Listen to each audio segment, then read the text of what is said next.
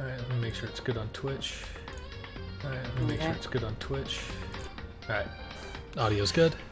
I readjusted my mic a bit so it's actually like right next to my mouth without it being in the way. So hopefully that'll sound good. Because no, it sounds a bit muffled in the stream, just ever so slightly, so hopefully this will help fix it. Yeah.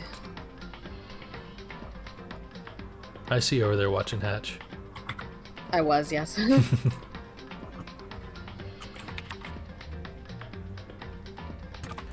Alright, well, we're here. Stream's on, and what in the world was that?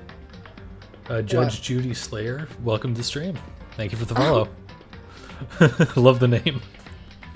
Yeah, we just started back to Danganronpa. We're partway through chapter 3. Don't know if you're familiar with the game or not, but well, the theme of despair is very prevalent right now because, well, my favorite male character is now, as you can see, drowning in Pepto-Bismol. So, without further ado, let's experience some pain, shall we? Talk to Sussy Byakuya over here, and he's uncharacteristically quiet for once. Weird. Toko? Don't tell me.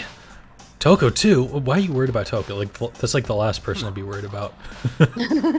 Relax, she just passed out when she saw the blood. The blood?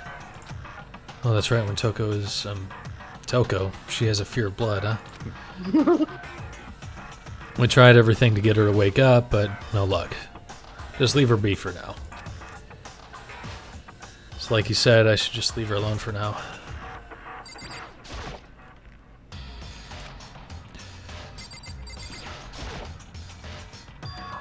Another hammer.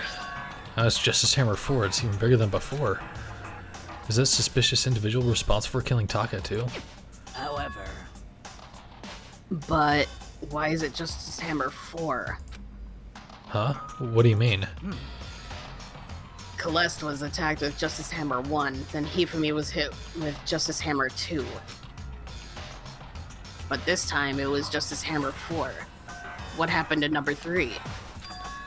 Ah. What? What's the matter? When you mentioned Justice Hammer 3, you just reminded me. What? Out with it. Do you know something? Actually, Taka's not the only one who's been killed. Hifumi's dead too. What? Hey! Hifumi's been killed? Yeah, I see. which is why you came to get us. And we better go check it out. Damn. Of course, come on.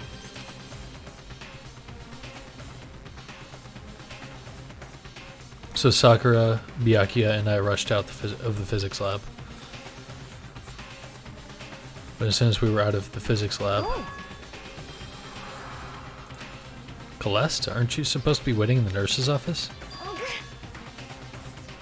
Something has come up. Someone else dead? Yeah, I heard Hifumi is dead, right? Indeed.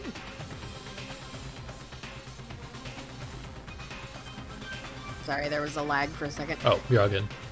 Well, that is not all. It is gone. Huh? What's gone? It has disappeared. Stop using pronouns. Disappeared? Hifumi's body has disappeared. The fuck? What? What are you talking about? It's disappeared? Don't be ridiculous. Come on. Are you serious? What? What the heck is happening here? Hey! Everyone, back to the nurse's office. Everyone, shouldn't you, like, leave a couple people with Toko? In case this happens to him, too? I practically leapt down the stairs, nearly losing my balance. I reached the nurse's office completely out of breath. I couldn't believe my eyes. Hifumi's body was there just a few minutes earlier.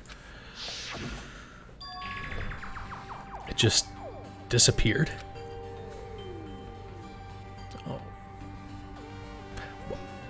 Oh, she's got the Sayaka eyes. Oh no. She's losing Yeah. it. Me and Celeste went to the bathroom. But we were only gone for like a minute. And then when we got back, Indeed. This must be the work of the culprit. They must have come and carried the body away. They must really be enjoying this. sorry, I'm eating a Pop-Tart. You're all good. I'm drinking coffee. We're being real professional over here. Also, what kind of Pop-Tart? Strawberry. Basic. I Good only have basic. strawberry and cherry right now. Just poking at you. Basic batch.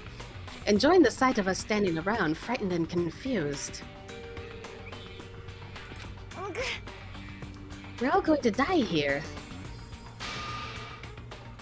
We're going to die, just like those guys did. What did you say? I don't believe this. I don't believe a body would just disappear. Why?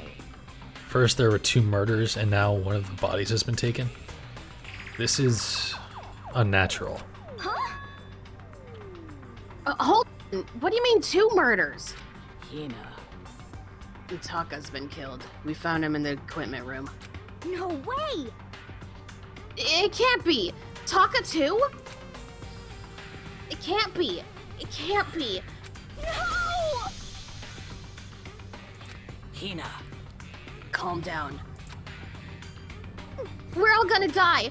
All of us! They're gonna kill all of us! Then who might the next target be? Toko. Huh? What? I completely forgot. She's still unconscious in the equipment room. Well, you left her at the scene of the crime? We didn't have a choice. She passed out and she refused to wake up. Huh? So she is still unconscious? Damn. Wait, so you knew she was still up there and said nothing? Why? That annoying little insect that clings to me wherever I go. We'd be better off without her. Calm down. You forgot about her, didn't you? You have no right to blame me. Everyone stop fighting. Right now we need to hurry back. Can't take this anymore. I don't want to see anyone else die. Damn. Byakuya, if something's happened to Toko, I'll never forgive you.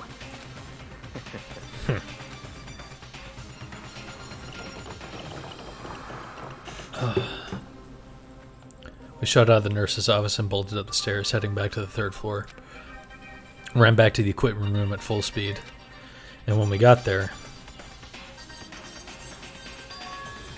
Toko! Thank God you're okay. But right away I noticed there's something very different here. It was gone. Taka's body, which should have been right there, it disappeared. This can't be happening.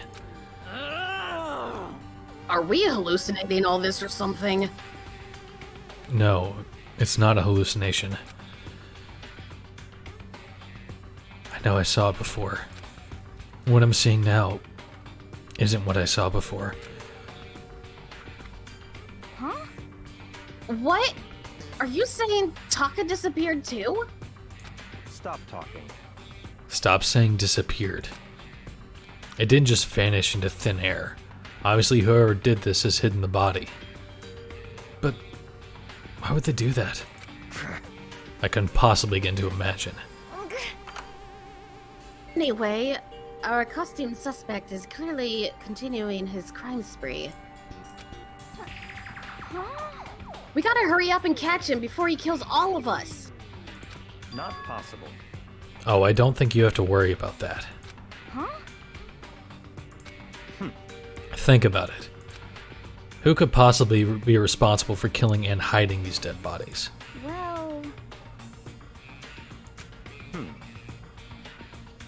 When Hifumi's death cry went up, everyone here was together on the 3rd floor. it is so. After that, we split up into 2 groups. And now this time, you all came here as a group from the nurse's office. In other words, the only one who could have done this are Hiro and Kyoko, who are still missing. Hold on a second. Kyoko has an alibi for when Celeste and Hifumi were attacked. There's no question that she was in the dining hall with us. You seem very adamant about defending her. Are you perhaps simping for her? Oh, I was... Perhaps you are in love. Yeah. Let me just go ahead and get this ready. Not even an on-screen appearance yet, and just already.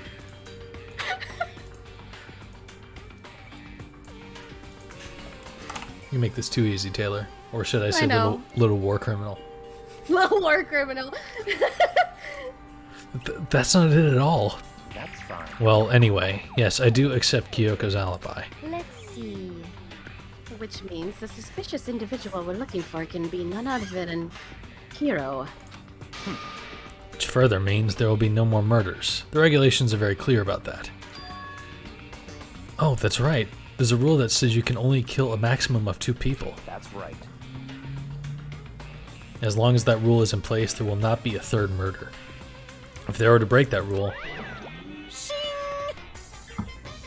It mince ya! Mince ya without a second thought!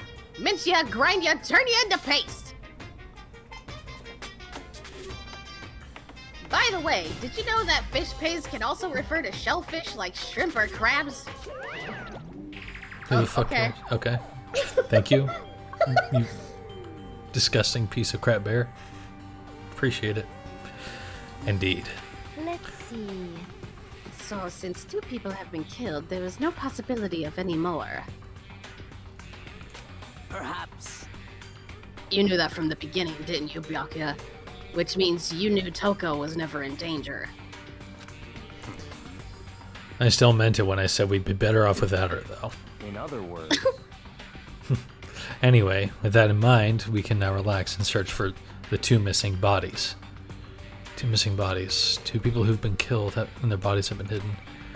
Only one with an alibi. Only one who could have done it is Hiro. But is he really the killer? What about Kyoko? She's not involved in this case. Where'd she go? what?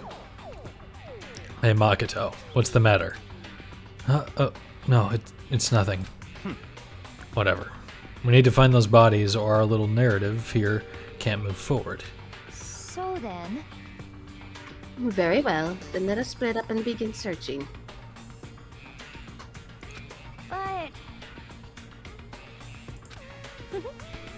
There is no need to be afraid. No more murders will take place during this case. cause I mean, I know that. I mean, I think I do, but Hina. if you're still nervous, I'll come with you. huh?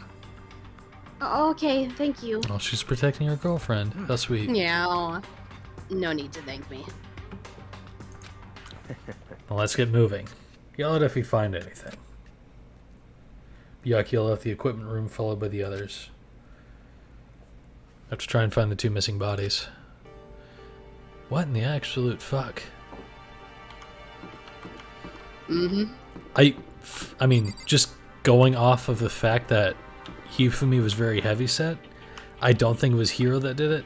I feel like it would have to be someone strong, which would lead to Sakura being the killer, but I don't want to believe that because, well, unfortunately, I'm getting attached to that character, which is my mistake, honestly, but, well, here we go. Danganronpa for ya. Yeah. Do I need to investigate the crime scenes more? Because I feel like I probably should. Oh, I don't know. We're not investigating. We're looking for the bodies. Okay, I didn't know if that was part of it. Well, if I were trying to get rid of 2 bodies, the first place I would look would be in the incinerator room. I guess I could just fast travel there. So trying to figure my way around this map. Ugh. Ow. You okay? Yeah, painful hiccup. Oh, I hate those. You ever get one where you like burp at the same time and it just like punches you like really hard? Yeah, I get that a lot. It fucking hurts. Yeah. Also, it won't let me fast travel, so I guess it's Oh. supposed to do something like hit something along the way. So, guess I'll just head down. Better look around this. Okay. There's probably nothing in the classrooms, but you never know. There's the Bear spear. Squadron! Oh, what? Makoto. Come on. Why are you just standing there? We need to get to the repository. You mean... Indeed. I found them. Hifumi and Taka's bodies have both been hidden in the repository. Goodbye. I've already told Hina and Sakura. We'll go on ahead. Their bodies are in the repository? Where's the repository?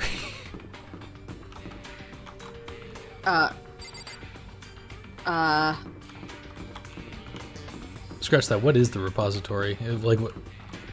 is that- I'm not sure. Yeah.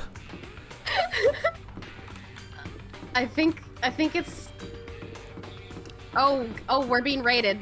Oh, Hatch, you did not have to do that, but I appreciate it. Oh my Hatch. goodness. Hello, everyone. Puntable cryptid raid. What? But I don't want to punt the cryptid. Also, thank you, Cody the Impish Nerd, for the follow. I really appreciate it. Hatch, you did not have to do that. I really appreciate it, though. You're very sweet. I was not expecting a raid. Especially while I'm getting lost and trying to figure out what a repository is. I think it's the room in the back of the art room. Maybe, yeah. Yeah, hello everyone. My name's Kelvin. I'm a regular in Hatch's stream, so I'm sure some of you are familiar with me. Also, this is my friend Taylor. She also is Hello. a streamer, but she's currently going by Little War Criminal, so just be free to refer to that and that alone. And thank you. Or Ultimate Kyoko Simp. Yeah, that too. UKS for short. Yes. And thank you, Damon Dullahan, for the follow, and thank you, Higgsy005 for the follow. Really appreciate it, guys. I think we just hit... Oh, yeah. Taylor here is a Kyoko Sim, as you can see on the bottom left of the screen. Okay, so since we have a large audience right now, let's go ahead and take a pause for a moment. Look on the bottom left of the screen there, and you'll see a character who's drinking a water bottle. That water bottle is actually labeled as Kyoko's bathwater. And the times thirst is the amount of times that Taylor here has simped for old Kyoko Kirigiri. So currently sitting at 75, and on the last stream alone we had a count of 18 simping moments. Oh yeah, I'm sure it's delicious. It's my favorite flavor. So yeah, and we've already had one instance so far, and we haven't actually seen Kyoko yet. So fun times. Oh hey, Alton.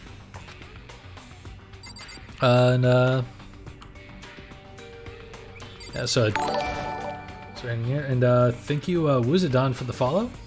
Wow, we're quickly getting to where I need to hit affiliate, which is kind of crazy because I hadn't made my VTuber model yet or anything. So, anyways, I'm all flustered now for all these people watching because we got 18 people right now, which is crazy. But Eppa has the repository. Doorknob turned. I guess it's unlocked. I have no choice but to go inside. So I opened the door, and when I entered, I saw...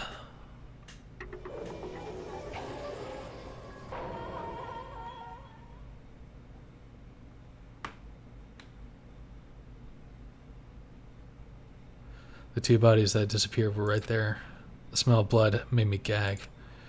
What I saw before my eyes was unquestionable, unavoidable, unwavering reality. And then I heard the announcement for a second time. Yeah, it's been a fun ride so far in Chapter 3, and I can only imagine how it's going to go from here.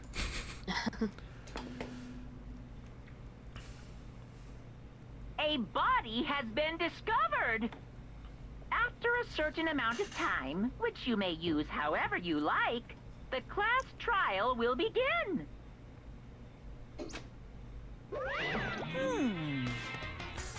And so here we are. The Monokuma file! Yeah. Go ahead. Huh? Go ahead. Go ahead. I didn't feel the need to read that. Oh, okay. I was gonna hand them out when you found the bodies the first time, but I thought something might happen. What? It was really hard to resist, but turns out I was right. Stop talking. Just hand it over already. Punishment is waiting for you. Now make sure to investigate with all of your mental might and prepare for the class trial. See ya later! Yeah, it's definitely been a... Oh, fun isn't a word I would use, just depressing, but it's definitely been a weird time so far. Well then, now that we found the bodies, all that's left is to uncover the culprit. What the heck? Hold on. How can you be so calm? I mean, they're dead, you know? That's terrible. Dead. Gone forever. They're never coming back. Awful. This is just all too awful. Oh, Hina.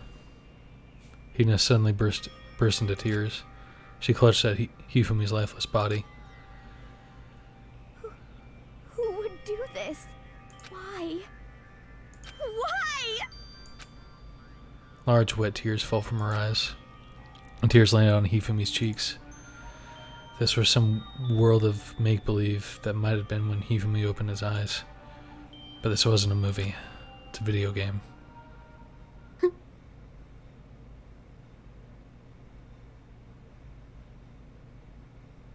What? What?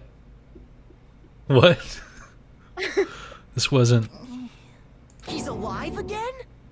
Where am I? Cold. So cold. Is winter coming? Hifumi! Wake up! Huh? Ah, that's right. I remember now. Hope's Peak. Come on, you gotta wake up! I remember everything. Before I met you all. I met you all. His memories are blended together. He has nothing useful to offer us. The light, it's reaching out to me. Like the tail of a comet. Hey, Hifumi! Who was it? Who attacked you? Who tried to kill you? Who killed me? That's right. I remember their name. Yasu. Hiro.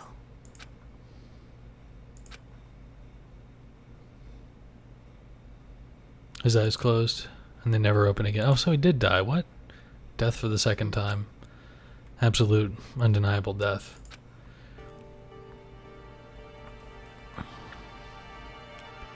No matter how many more of Hina's tears splashed his face, there was no second miracle.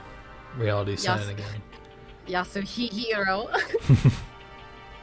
Yasuhiro. Yeah, F's in the chat. This isn't some stereotypical fantasy world. Tears can't restore a person's vitality. Honestly. You have no tears, do you? No blood in your veins, no calcium in your bones. At least you have your meat. Celeste? You cannibal or something over there? Stop talking. You're just angry. Going out of his way to return just to leave us with those unnecessary dying words. Now this game has become exceedingly boring. He said Yasuhiro, right? Then perhaps... Yasuhiro Hagakure. That is the only person he could have been referring to. So, in other words, And with that, the case is solved. Assaulting people and even killing Taka and Hifumi. And then going so far as to hide their bodies. Criminal that hides his face behind a mask and uses a bunch of giant wooden hammers. Is that what Hero is? What is this? True, I can't forgive him. No way can I ever forgive him. To kill 2 of our friends. that's fine. Anyway, it's about time we track down the culprit in our little life or death game here. Oh, it seems I missed one of the followers. Maybe I already said it, Woozy Den? I'm not sure if I already said the one or not, but welcome to the stream if I didn't already say something. Sorry, got kind of caught up in what was going on here. Although this time, it's not all that life or death. The trial will conclude without much trouble. Indeed. Yes, it does look that way. It's going to begin again. I have to go through this one more time. I have to accept it. I have no choice but to go through with this, to make sure everyone survives. I just have to do it. And the investigation actually has begun now.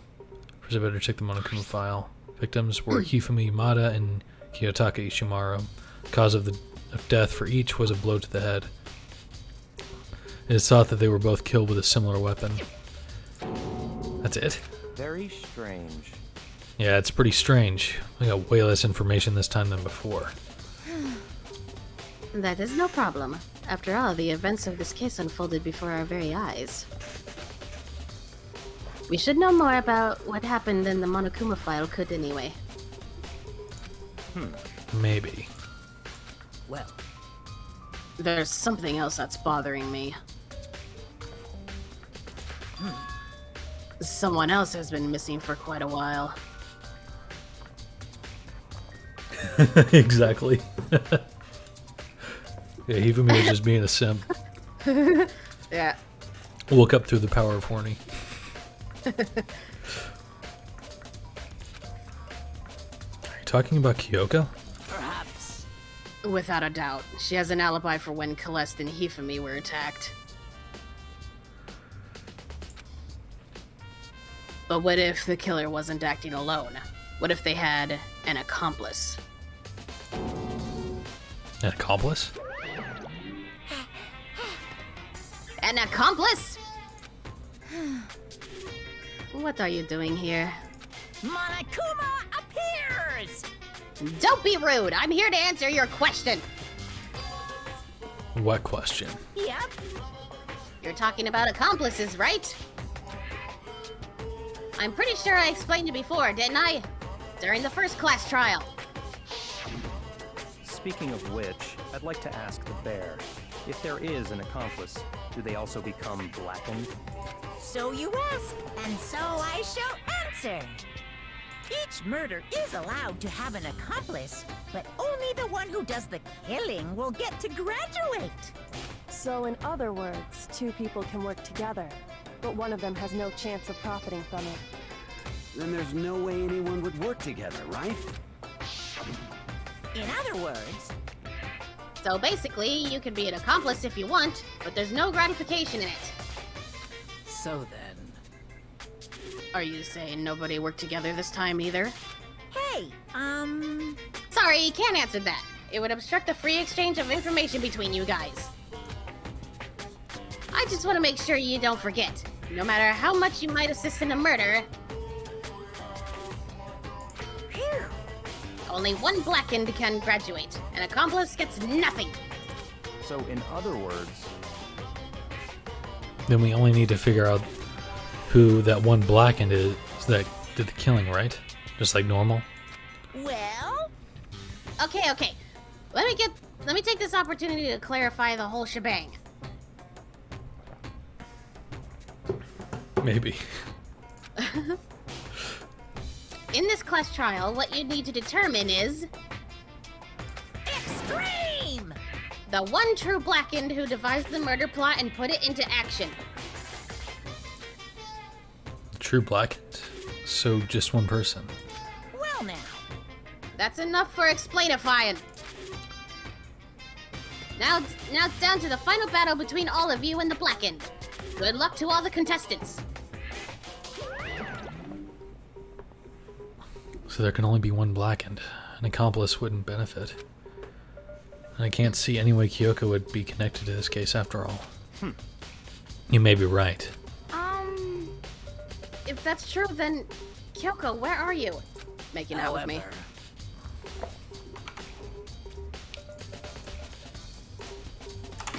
76?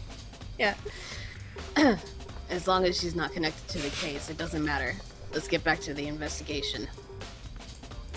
Indeed. I have absolutely no doubt that Hiro is responsible.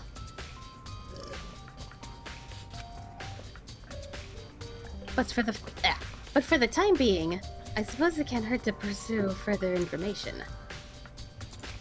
So, You know, don't you think we should consider a certain someone a suspect just in case? I'm talking about the murderous fiend, Genocide Jack.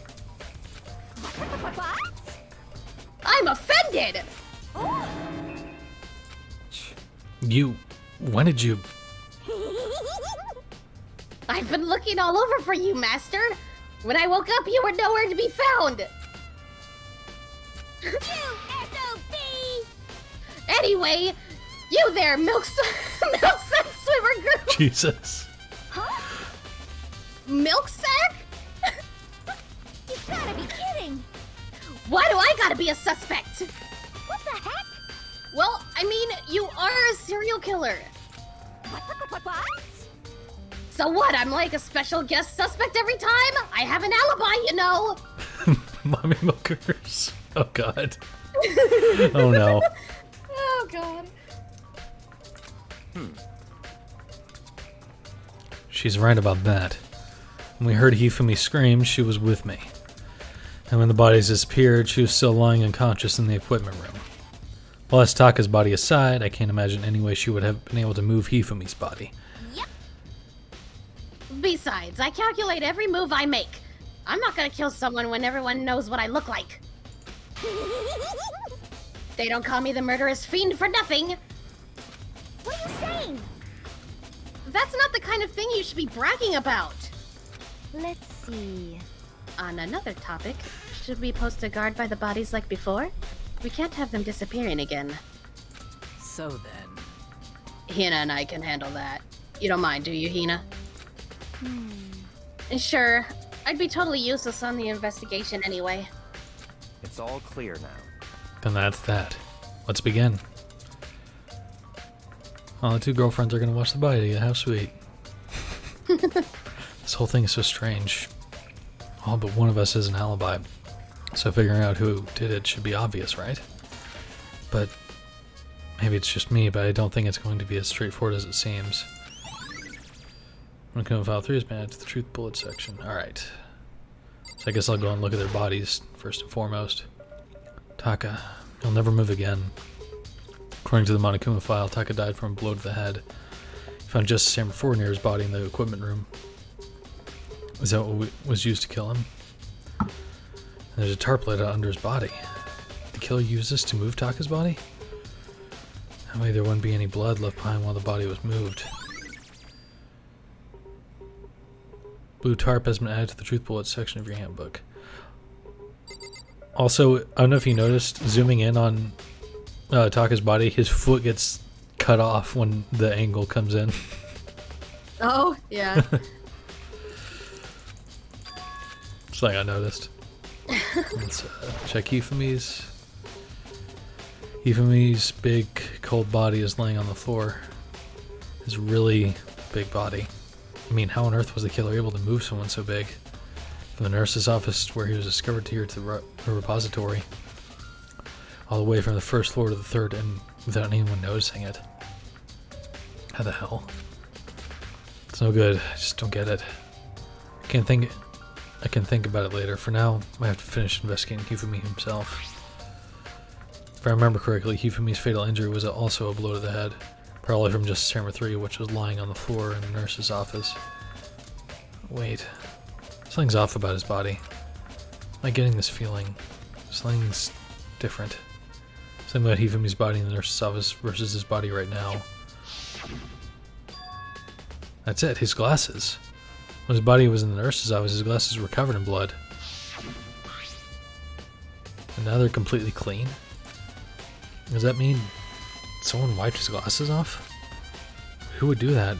And why? Hifumi's glasses has been added to the truth bullet section of the handbook. That's an odd detail. Huh.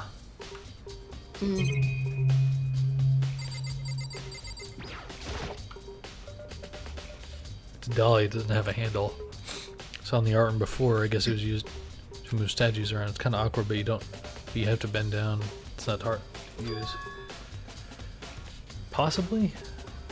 It's possible they did fake his death, but the first time or something? I don't know. Still don't have all the clues, but that's a definite possibility. Huh? Interesting. But wait. Wasn't this in the equipment room when we found Taka's body? That's a good thought for sure. And look at this wheel. There's a blood stain on it. So there's blood on the wheel and of the dolly that was moved from the equipment room to the repository. What's the explanation for that? Repository dolly has been added to the thing. There are hammers of all different sizes hanging on the wall, although some of them are more like mallets. Mallets? Could the Justice hammers have been designed using these as a model? Well, it looks like there's 4 of them that are missing. They're all covered in debris and chalky stone powder. Wait. For some reason, this one hammer isn't dirty at all, and it's wet. Did someone wash it recently? Wet. Wet. This case is sweet.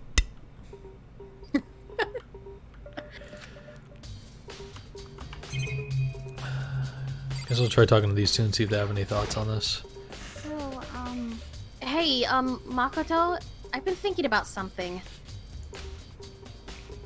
It's about the repository. Huh? What is it?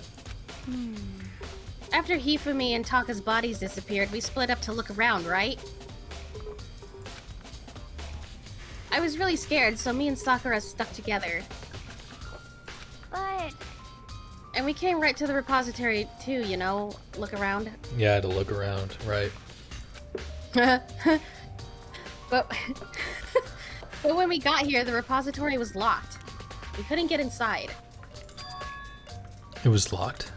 And we came here as soon as the search started, so there's no way someone could have beat us here.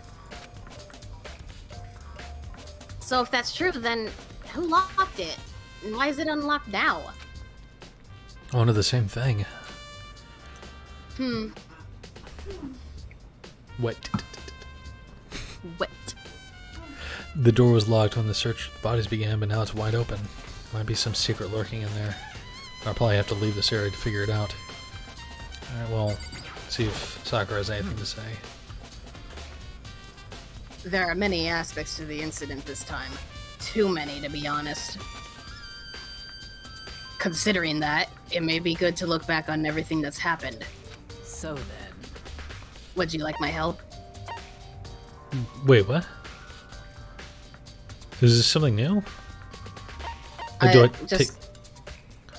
I think it's just like a look back at like what has happened so far, like in this okay. case. Makes sense. Okay, that's actually kind of cool. I'll give you a refresher, because this has been a pretty long case so far. A lot's happened. Yeah. That's kind of cool. Ralph.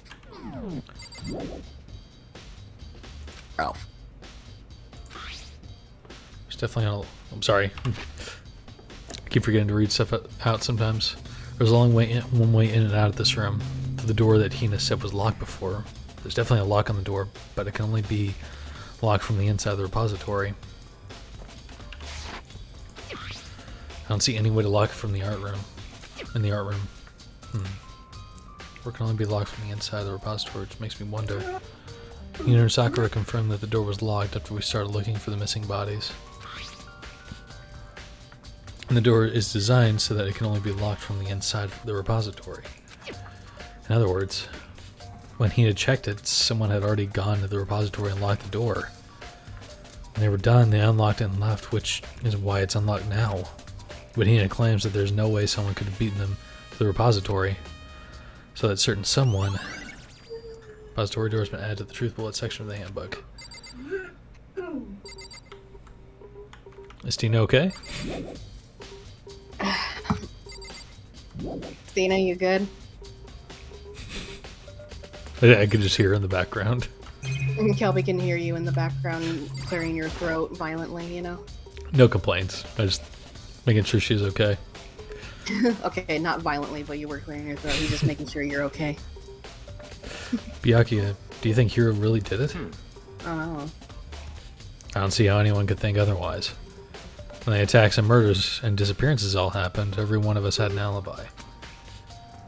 And the last thing Hifumi said when he died, yeah, he said Hiro's name. So, in other words... And there's no room to suspect anyone else. Okay, but if he did do it, why would he hide his identity with that weird costume? Maybe he thought that no matter what happened, he'd be safe as long as his face was covered. Because he's the fool of the century, you see. I mean, he is kind of dumb. But do you really think that's enough to explain it? I feel like there's a clue hiding in there somewhere. What? And is that it? That's all that bothers you about the case? Well, no. There are a few other things. Like, why did the killer try to hide the bodies?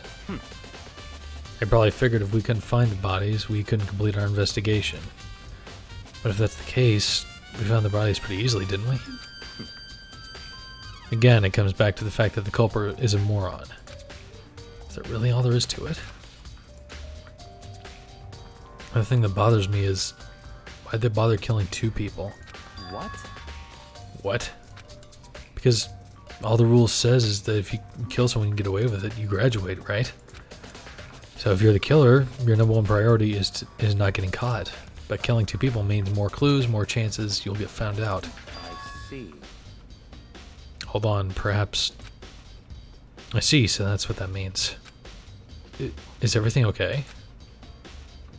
That's enough. Don't talk to me as if we're friends. God, Byakuya is such a dick. Fucking... Ugh. Huh? What's with the attitude? But... you have my appreciation. Goodbye. Thanks to you, I might have some fun with this after all. This is a series of words hung in the air as he left the repository. He talked as if he'd figured something out. But if he did, would it have killed him to tell me what it was? There's gotta be a clue around here somewhere. Maybe I could check somewhere else. Or some places I already know about. First, the nurse's office where Hifumi was found, and the equipment room where Taka was found. A Byakuya punch meter would be great. Oh, yeah. I mean, that would surpass the... well, I don't know if it would surpass, but it would definitely be keeping pace with the Kyoko thirst meter for sure. But Taylor would find a way to make sure the Kyoko thirst meter stays on top. Just like Kyoko would.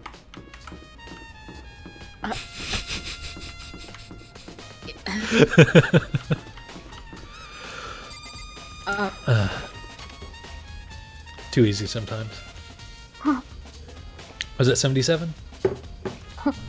That's a yes. Yeah. Alright. You okay over there?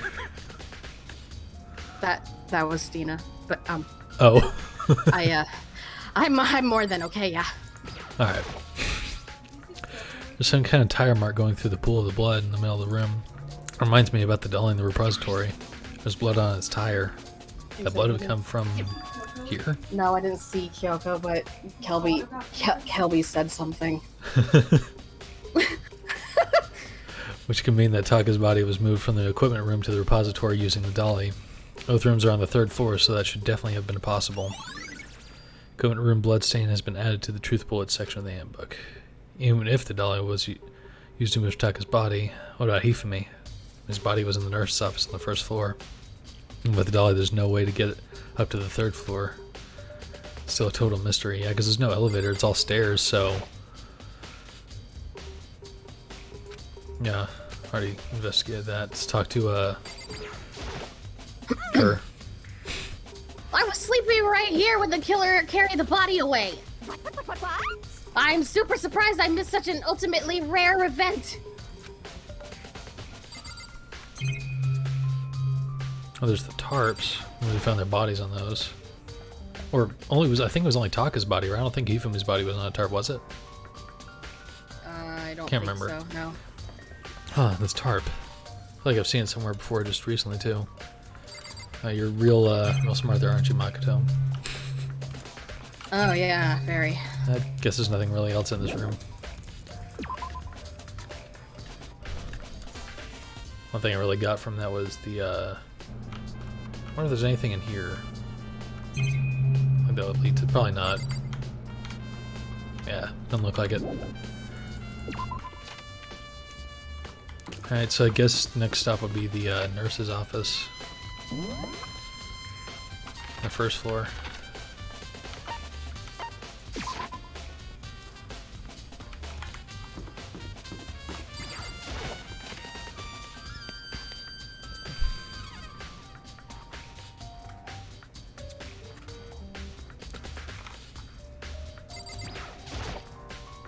December 3 was when you killed Hifumi. Someone moved the body but left the weapon behind. What are you investigating, Celeste? I am not investigating anything, precisely speaking.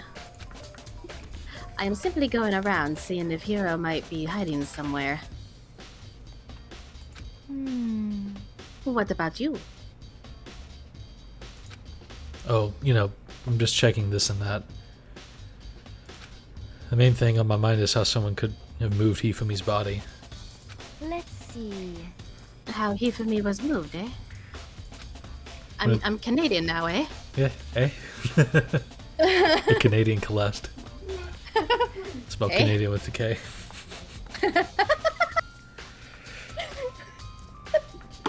When it disappeared, you were supposed to be in the nurse's office, right? Yes, indeed.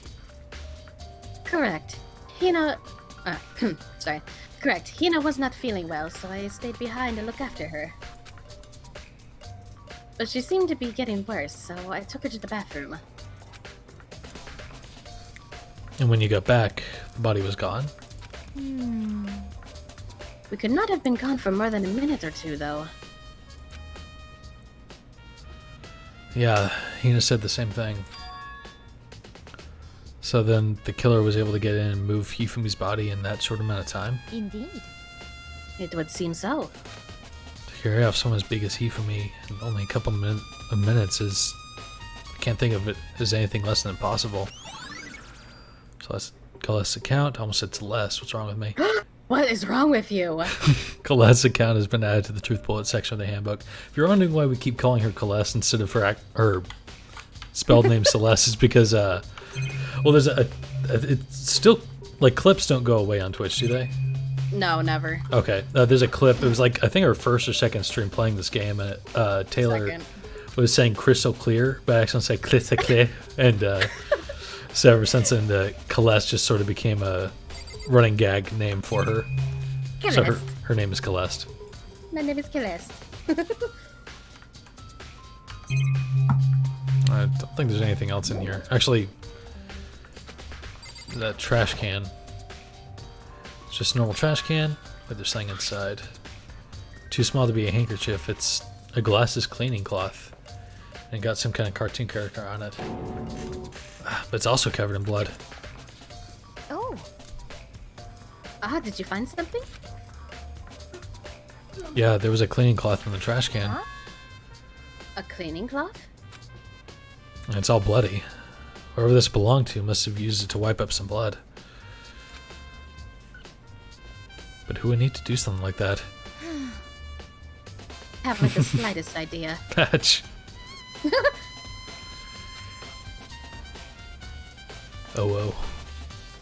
Oh, whoa. Yeah, me either. But I think it might be important. Glasses cleaning cloth, and add to the Truth Bullet section.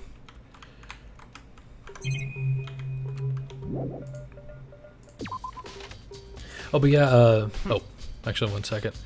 So this is where you were. I've been looking for you. You have? I wanted to thank you for what you did. Not that you meant to, but you ended up making this little game of ours very interesting indeed. You should go to Hero's room. Oh, and let me give you this. Meet in the dining hall. This is the note Hero wrote to get us all to meet up, right? You remember well. Well, the penmanship was pretty remarkable, so it left an impression. It's all clear now. Anyway, this makes it clear, right? This is a trap. What is? Things grew even more exciting. What are you talking about? I've already repaid my debt. I don't know you any more explanation. Goodbye. Hero's message has been added to the truth bullet section. Alright. So I said go to Hero's room, but what's waiting for me in there?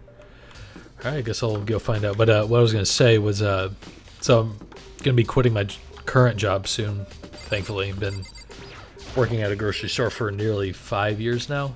And unfortunately, I'm not quitting to do Twitch full-time as much as I would love that. I haven't made any revenue yet. And not like I'm complaining, like, oh, you guys need to start giving me money, but I'm just saying, like, this isn't something that would be sustainable at all, at least in the near future.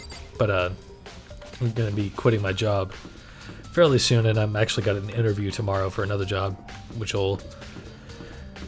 I should make hours a bit more flexible for me if I get the job I'm trying to apply for, and so streaming should be a lot more consistent going forward. And yeah, quitting job gang. Yeah, because you're quitting your job too to go full time with art and Twitch, and I'm super proud of you, by the way, for that hatch. That's a big step and not an easy one to do. I couldn't imagine doing it myself, just because it takes a lot of bravery. So I'm really proud of you for that. That's awesome. Yeah. Anyways, Heroes room. Gotta find that. Oh, there we go.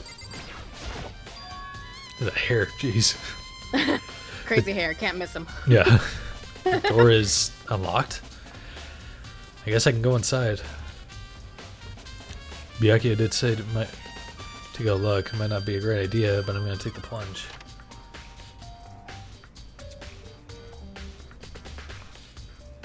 Yeah, that's true. At least you don't have to be rushed to pick something just for the sake of picking something. You can be more picky about it. You okay? I sneezed. Oh. Bless. Thank you.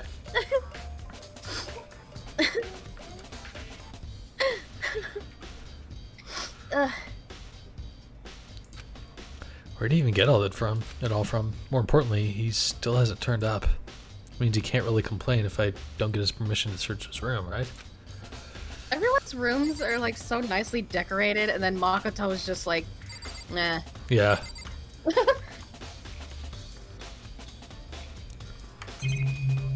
Okay.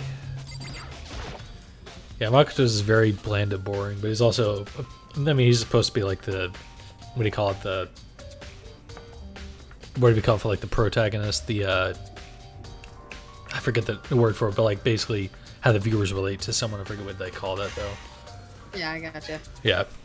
But it's like, give us the option to like put some junk in there. I don't know. Yeah. Yeah, stand-in. I think that's the right word. Yeah, just like the main character you can relate to who doesn't really have much in the way of personality, so that way you can sort of like project onto them, type of thing. But yeah, that'd be cool if like you could like take those prizes you get, and like if you don't give them to someone, you could put them in your room, just like to decorate it. Yeah. I think there's something in the cardboard box. It's blueprints for something, and something made out of, it looks like cardboard, plastic, and plaster. Is this Robo Justice? And it's in Hero's room. But wait, these blueprints, something about them bothers me.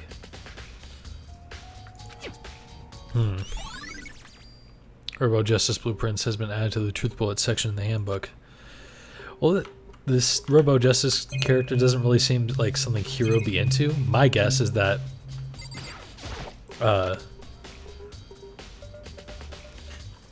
Hifumi helped him with it, and then Hiro used it to, like, as a way to disguise himself and then kill Hifumi. Maybe. I don't know. So honestly, check the bathroom. There's nothing in here. It's pretty grungy, though. How does the bathroom even get this dirty? Glad it didn't show us. Is there anything else in here? So check the bed. Normal bed, pretty much like any in my room. There's nothing really else in here, aside from the boxes. Makoto, big news! Big news! I can think of two big news right in front of me. What's wrong? We found Kyoko. What? Is she okay? Where is she?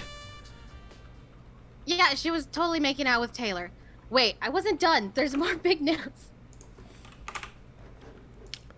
Just a second. Robo Justice showed up too. Bonk.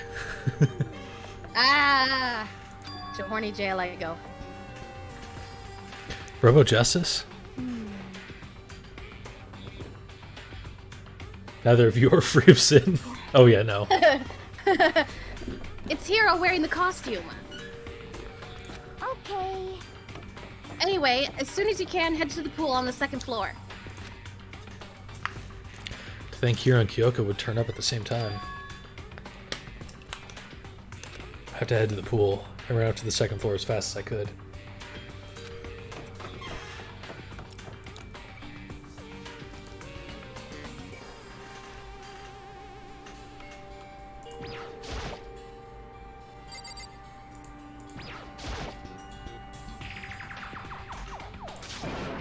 Kyoko and... I mean... Yeah, man, I have had the worst day. Hiro?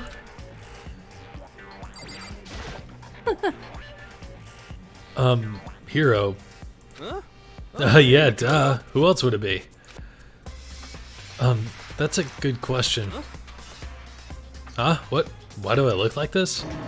Did someone come along and remodel me while I was sleeping? Was it the Illuminati? What? Right. I found Hiro. He was jammed into the pool room locker. It looked like he was fast asleep, so I kicked him and woke him up. Don't be mean. I still can't believe you kicked me. You could have been a little more gentle about it, like, I don't know, caress my face. No. What? No. That's, she's mine. Yeah. That's creepy. Alright, 79. Going at a rapid pace today. Anyway, Kyoko, where have you been all this time?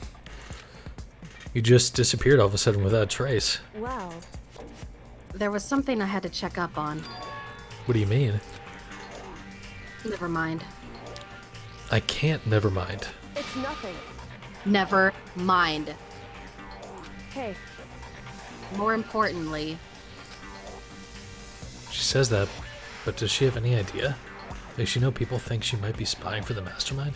and first of all, Hiro, you need to explain to us why you're dressed like that. I mean... Oh, well, I mean, I have no idea. One second I was asleep. Don't even know how that happened. When I woke up, and then I was here. I don't care. Do something about the costume. It pains me just to look at you. Well, Let me out of here! I don't know what's up with this thing, but I can't actually get it off. A little help? Why would you make something that you can't take off by yourself? You got it all wrong! I didn't make this stupid friggin' thing. it would seem... There's a clasp on the back that's keeping you from getting it off.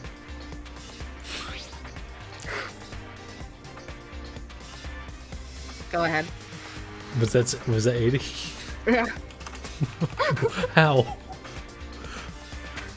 Wait, should I even ask? No. Oh, was Not it a right bra now. joke thing? Because the clasp? Is that it? Yeah. All right. Kinda, yeah. Yeah. It looks pretty sturdy. I don't think you could get it off on your own. We don't really have a choice. Let's help him. Took everyone's help, but slowly we were able to get Hero out of the suit. Took a few minutes, but eventually we got all the pieces off. Ooh, free at last. Kind of weird how perfectly the suit fits Hero. So then... More to the point, nobody but Hero would be able to wear that costume. Wait, what? Hold on a second. Honestly. Don't bother trying to act innocent. The blueprints were in your room as well. Is that okay? In other words, it is obvious to everyone that you made this costume. That's true. I saw the blueprints myself. Yeah, me too. Could it be... Then it's obvious. The one who put this costume on and went around attacking everyone That's terrible! was Hero! Shall we tie him up and gag him? Just the worst. Good idea. We wouldn't want him killing anyone else. You okay there, Taylor? Yeah. Uh-huh. Yeah. Was that A1? Yeah. We need a warden or officer so we can take her to horny jail, please. Is there a police officer in the chat? Tie me up? Hold on, guys. I think it's going a little far. That's right. He may be a suspect, but he deserves fair treatment. Yeah, I mean, attacking? Blueprints? I have no idea what you guys are talking about. What the heck? You can't talk your way out of this. It's been decided. You killed them. What? Killed who? I have no idea what you're talking about. There must be a fake hero running around. What are you saying? You're the only one who could wear this costume. So who else could possibly be the costumed attacker? What the heck? How do you know I'm the only one? Maybe you should try it on for yourself before you convict me. Okay. Fine, if you're gonna be a jerk about it, I will. Without missing a bit, Hina started putting on the Robo Justice costume. See, look. See how loose it is? I mean, come on. I'm blind as a bat in here. Can't see my feet at all. I'm surprised you got anywhere in this thing. I'm telling you, it wasn't me! And not to mention, you totally can't bend at the waist. Seems like a pretty obvious oversight. That's not a very nice thing to say. I mean, it's not like I made it. I just got caught up in the moment. Well, either way, now we know for sure, right?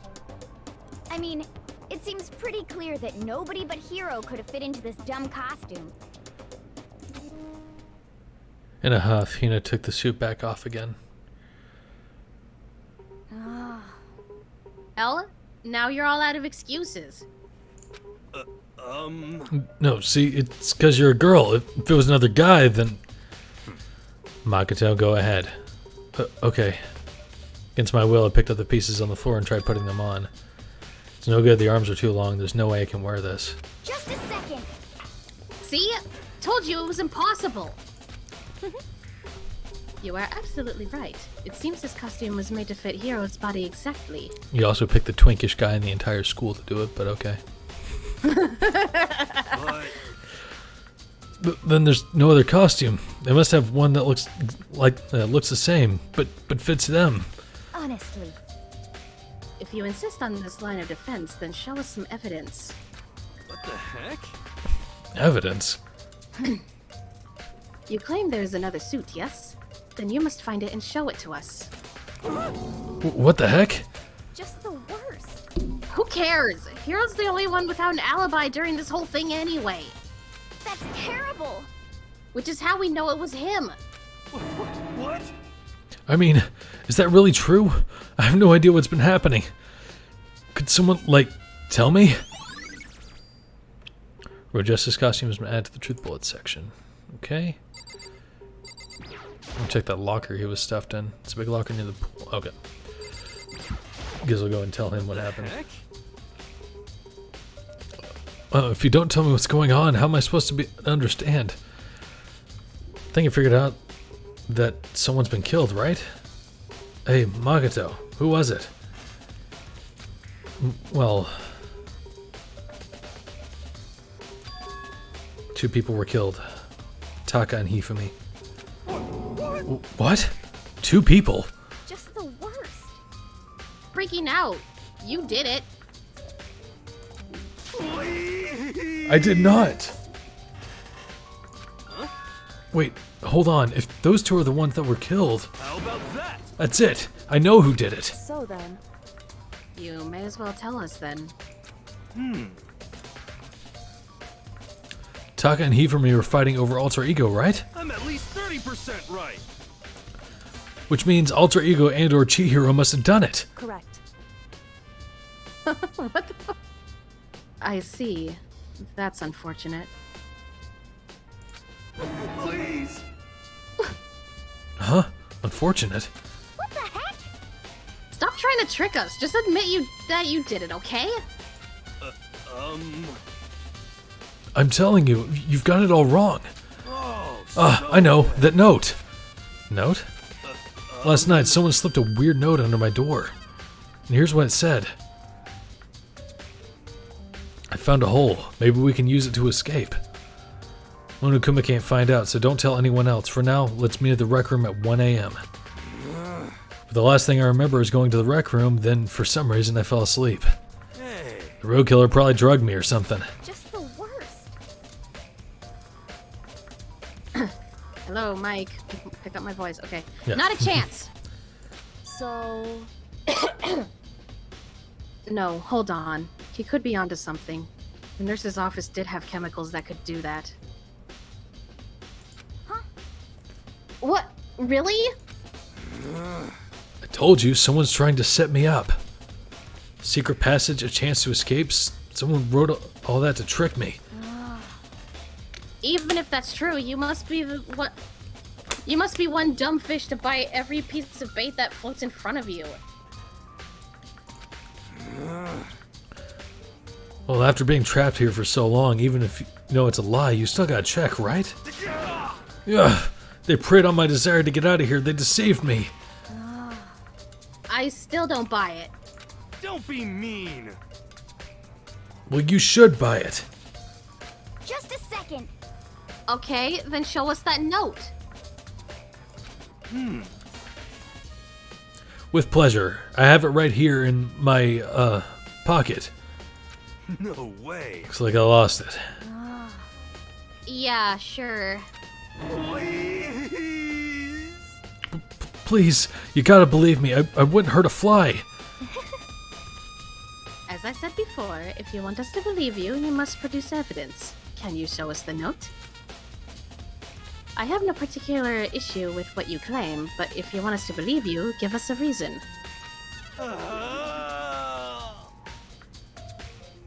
What the heck? For serious? Sure, here's accounts been added to the truth bullet section. Now then, shall we resume our investigation? There's no time to waste before the class trial begins.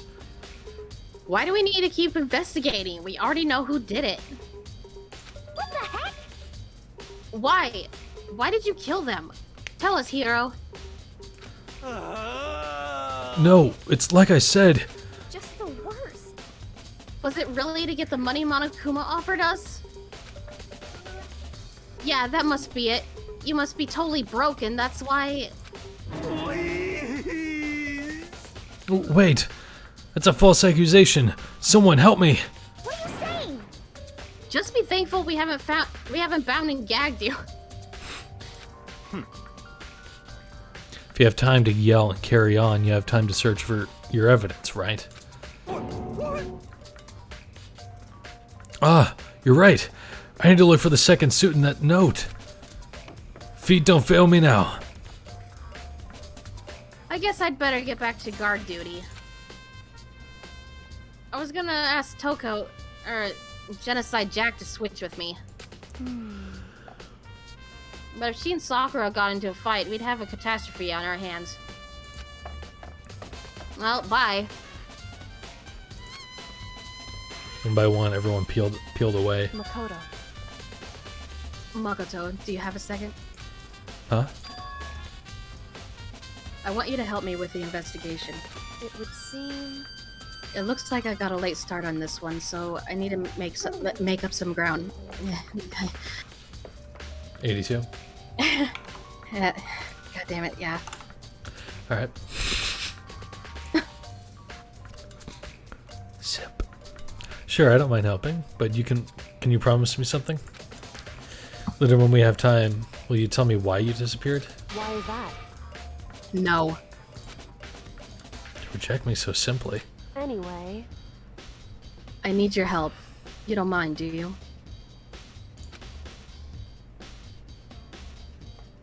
Okay. Shall we go? Thanks, now then, shall we? Hey. So, Makoto, first I'd like to examine the corpses. Examine the corpses. Can't believe I'm hearing that from a girl the same age as me. Correct. Dead bodies don't lie, you know. They tell the truth far more easily than the living. Hey. Wouldn't you agree? How am I supposed to answer? Anyway... We have to hurry, before the class trial begins again. Yeah, you're right. Okay then, show me where the bodies are. They're in the repository. I guess we should head that way for now. So that would be... Which way is up? Can you fast travel? Oh, there we go. But also, that's up. Yeah. Just like the flagpole.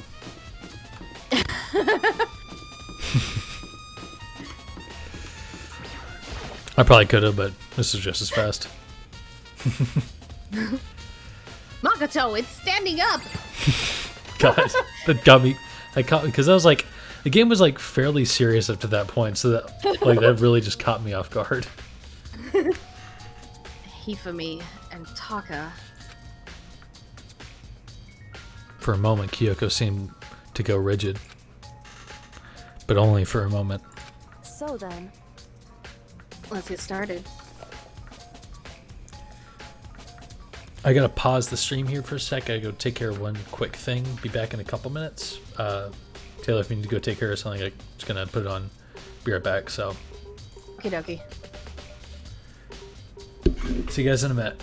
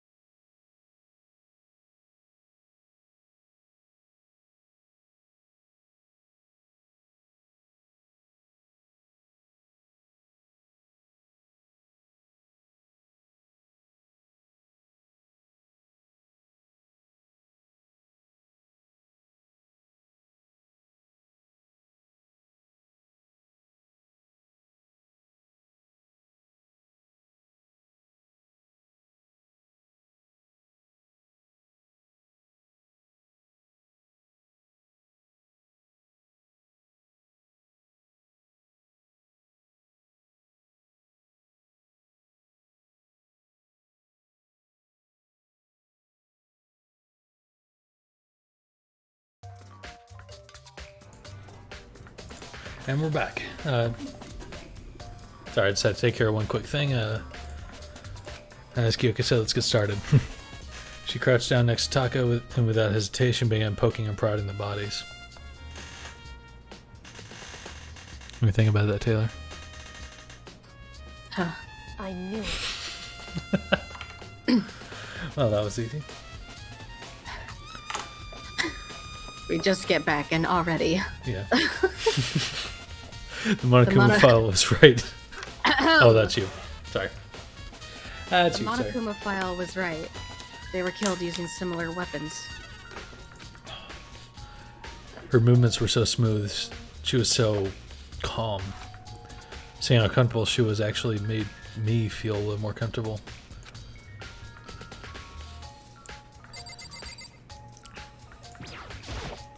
I see. Makoto, I found something. You did? Hey, You remember that... Fuck. Alright, 84.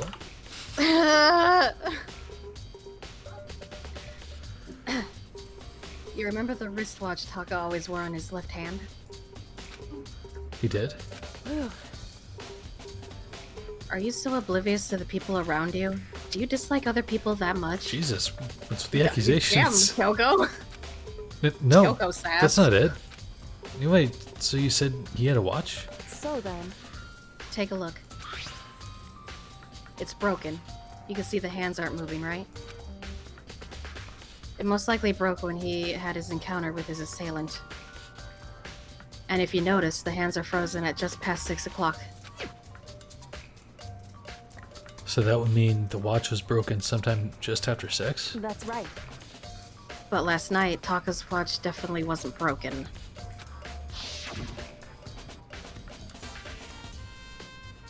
Hey, you, how long are you going to keep us waiting?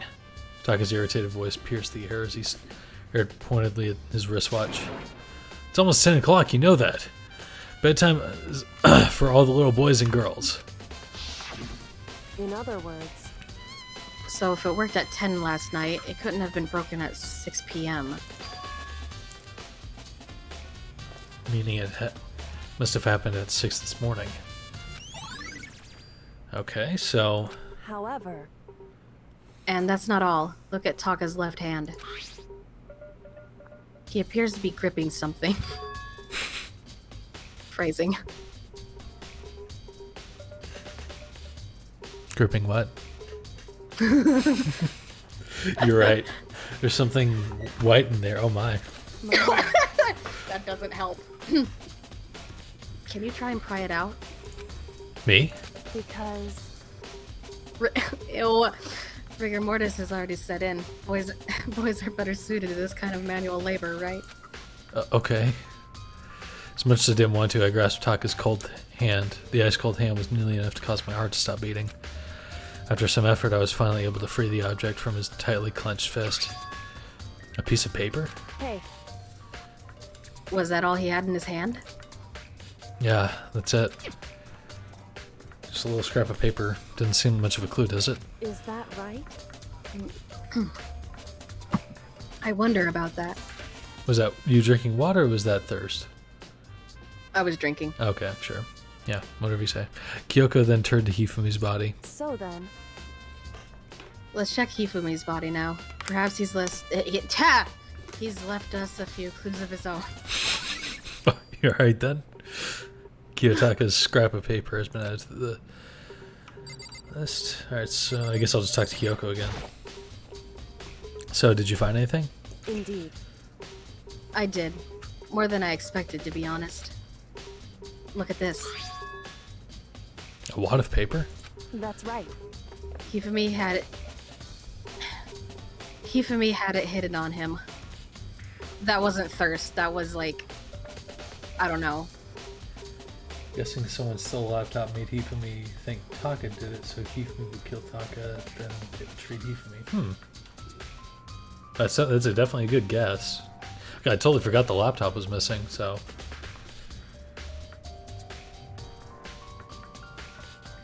Interesting. So, Celeste is watching us. Oh. Oh, you didn't even recognize the name. Well, hello, Celeste. Welcome to the stream. Hidden? Indeed. He'd stuffed it in his pants, so I can only assume he'd hidden it on purpose, you see. In his pants. Wait, so you... Why is that? It was just his pants, not like his socks or something. Oh, does that... I don't know what that means. Hey. Anyway, let's take a look at the paper. Go ahead, Makoto, open it up. I don't really want to if it was in his pants. When I think of how it was stuffed in his pants, it's like, better be important, Hifumi, or I'll never forgive you for this. A note? I found a hole. Maybe we can use it to escape. When we can't find out, so don't tell anyone else. For now, let's meet in the equipment room at 6 a.m. So... That sounds very familiar. That's it. It's the same thing Hiro said. Then he was telling us the truth. However... Although, it's not exactly the same, is it? The time. Last night someone slipped a weird note under my door. And here's what it said. Yada yada yada yada yada. Meet at the rec room at 1 a.m. So the times are different. The anime when Kyoko mentioned she found the note in Hifumi's pants, Genocide Jill says, "You went trouser fishing?" Fantastic. Even though I've heard the anime is not as good as the game, I might have to watch it after I play through this, just to see what it's like. Don't. Okay. Especially the dub, it's like... Yeah. The time... Alright. If you say so. I do. The time is different. Hiro told us his note said to meet at 1 a.m. But the note they wrote to Hifumi asked him to meet at 6 a.m. Is that right? Hold on. Just because Hifumi had the note doesn't mean it was meant for him.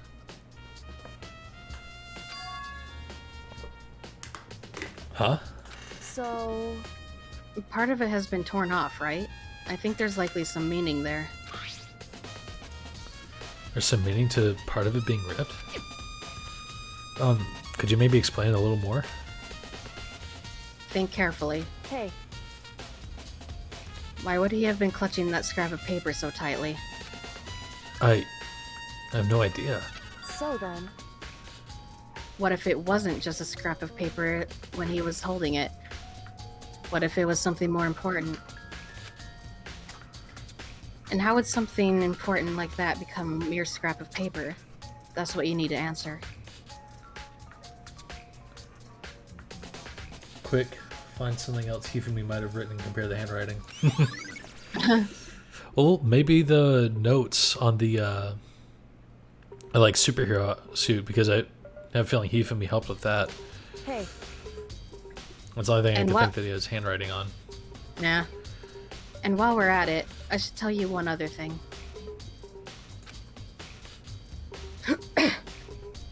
Sorry. You're all good. Hold on. I don't know, maybe. Dying over there? Yeah. Alright. Okay. The two victims this time definitely had their e-handbooks on them. So the handbooks have nothing to do with how the murders were carried out.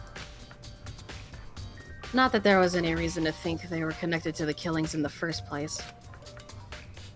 So you're saying I don't have to think about the handbooks this time, right? Is that right? If you didn't have to think about them at all, I wouldn't have gone out of my way to mention it. All I said was that they weren't used to help carry out the murders. There may come a point, however, where a handbook may play a role. A handbook may play a role? I don't think I understand. But if Kyoko thinks it's important, I better keep it in mind. The handbook had been added to the truth bullet section. Oh, so that's it. It's trial time! Oh boy.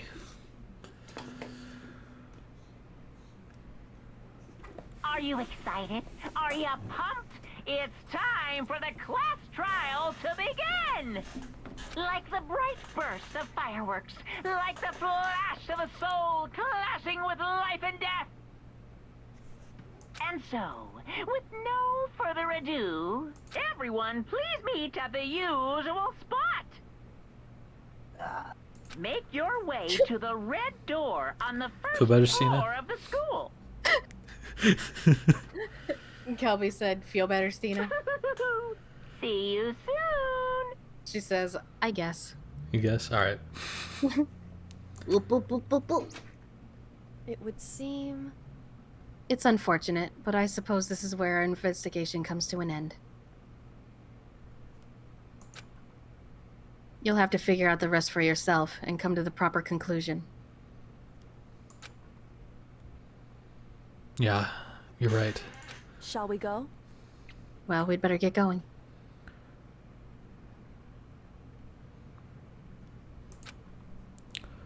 Okay. Alright. Let me just send a tweet that we're starting the class trial. Alright. Oh boy. I shall retweet that.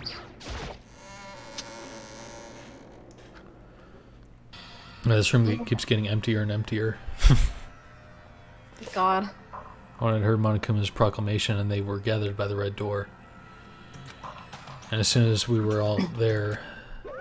What the... Monokuma appears! What the fuck? Hello! No. He multiplied? Wrong. Nope, not multiplication. It just looks that way because of an illusion. I'm moving so fast it only looks like I'm multiplied. Can you guys tell which one is the real Monokuma? You both look like little shits, so... Can we just get on the elevator already? Boy, tough crowd. You're not playing along. Stop talking. We're not here to play with you. Okay. Okay, fine. Hey! Then if everyone's here and ready to go, please board the pain train, or elevator. I'll see you guys down there. Let's go. Okay then, shall we? Please! Hold on, I'm not mentally prepared yet. What the heck? You'll never be mentally prepared. You can't run away anymore, hero. You're gonna pay for your sins. What the heck?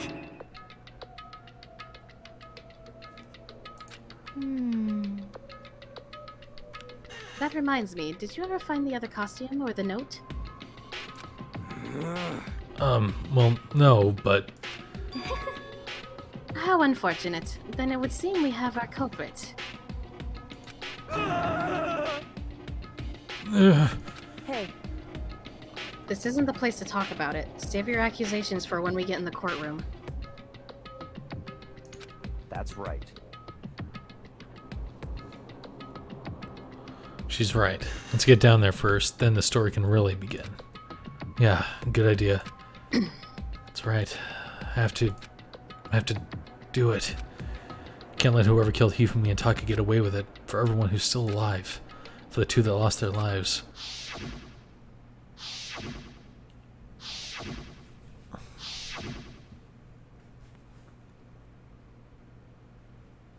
The one who killed Hifumi and Taka.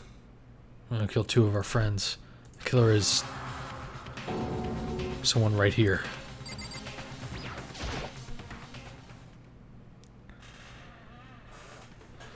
Took one last deep breath and exhaled slowly. I began to walk toward the elevator. Ow. Once everyone was aboard. You alright? Yeah. Alright. Another painful hiccup thing. Ugh. That's the worst.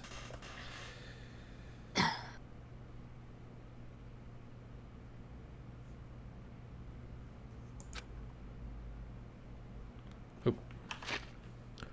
Doors closed on their own, and the steel box began to move.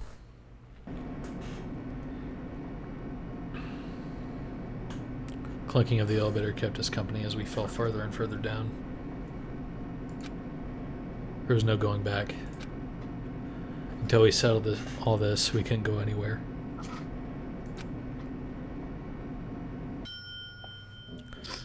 Not sure how long it was before the elevator finally came to a stop. Elevator's doors slid open.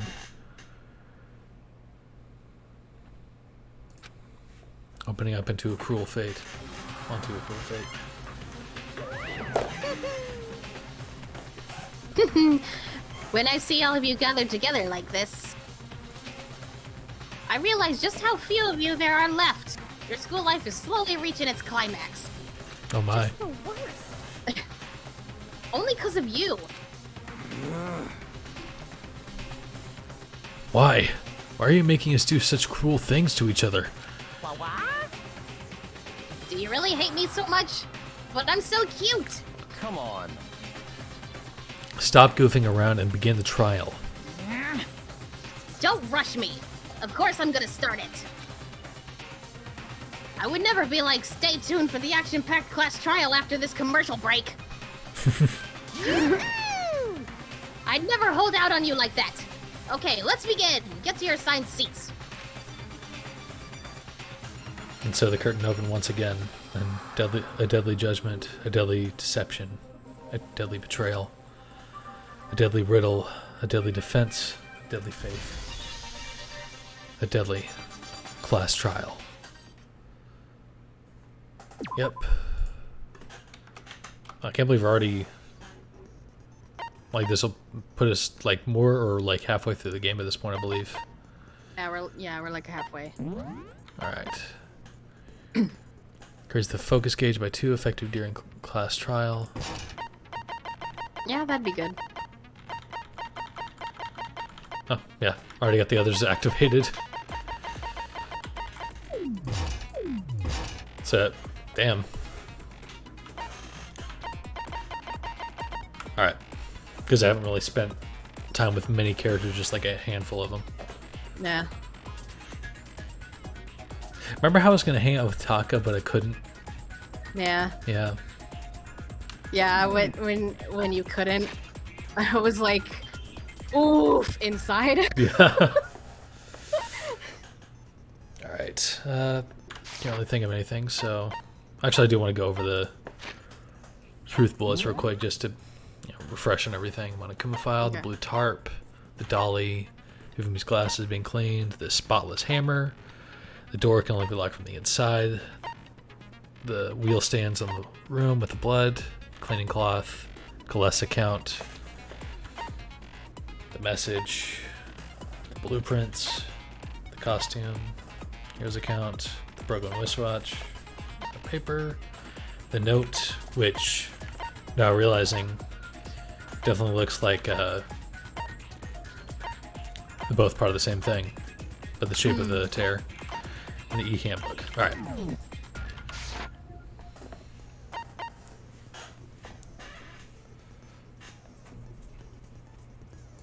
Okay. Class trial begins. Let's begin with a basic explanation of the class trial. So, your votes will determine the results. If you can figure out who done it, then only they will receive punishment. But if you pick the wrong one, we know. Then I'll punish now. We already know who did it. Was that? It was Hiro. He does not have an alibi for when the murders took place, and we found him in that suit. Don't try and deny it. You killed them. I didn't. Someone knocked me out. I was asleep the whole time. I don't know anything about it. Shut your murdering mouth, murderer! Who are you calling a murderer? I am sorry to say, Hiro, but we do have evidence. Blueprints for the suit. Parts we assume were used to build it. And all of it was found in your room. You have to admit, the evidence is quite compelling. It points to you as having created the suit and wearing it while committing crime after crime. How many times do I have to tell you? I don't know. I don't know. Is Hiro really the killer, or anything else? We have to make that clear.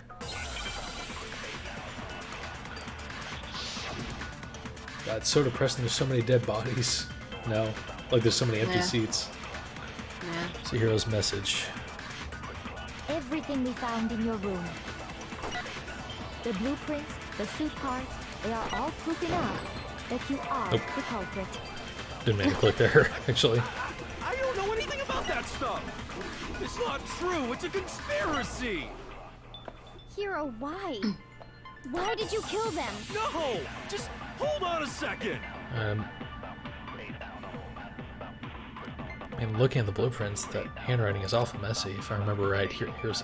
That's right. Yeah, because here's handwriting was really nice. Yeah. The blueprints, the suit parts, they are No! all proof enough Dang it!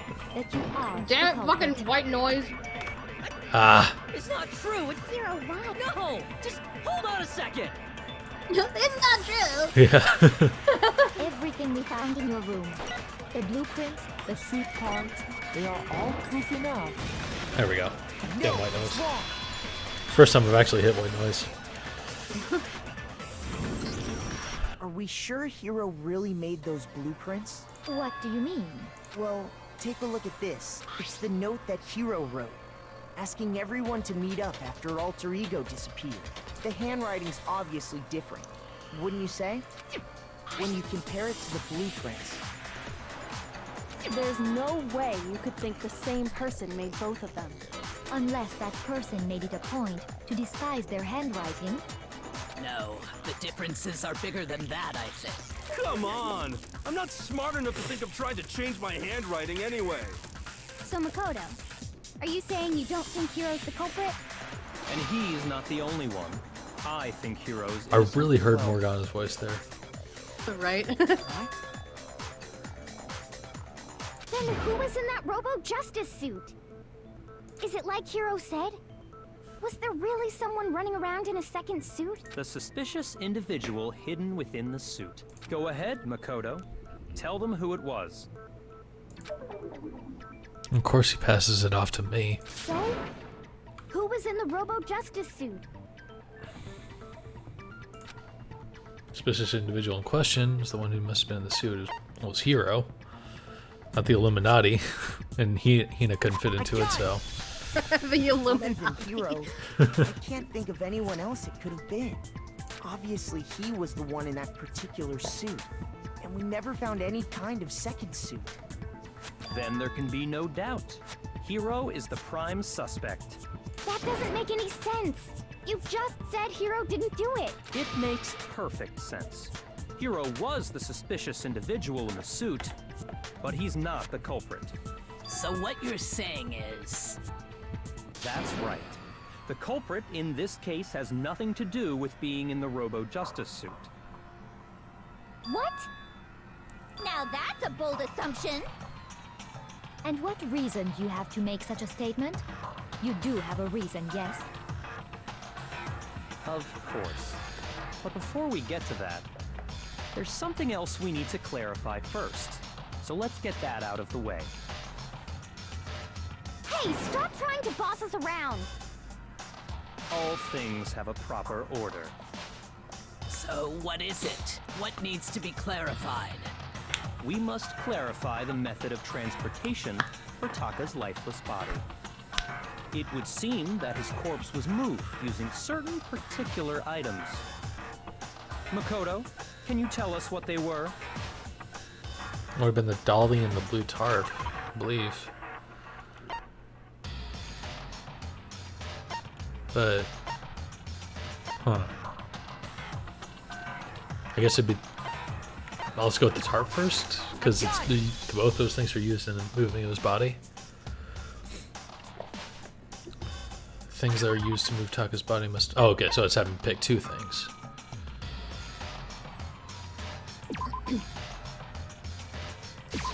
I got it! They were a dolly and a tarp, right?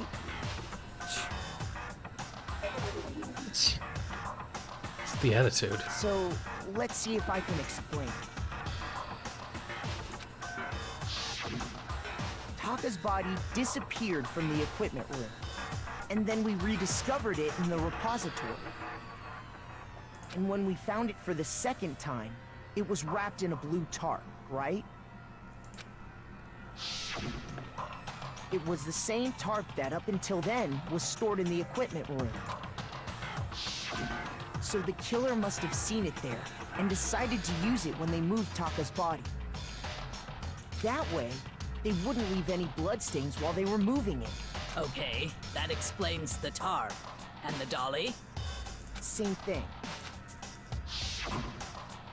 I'm sure the dolly was in the equipment room when we first found Taka's body there. But when the body disappeared, so did the dolly. Later, when Taka's body reappeared in the repository, so did the dolly. In other words, you think they used the dolly to move the body, am I right? But are you sure you are not mistaken? Huh?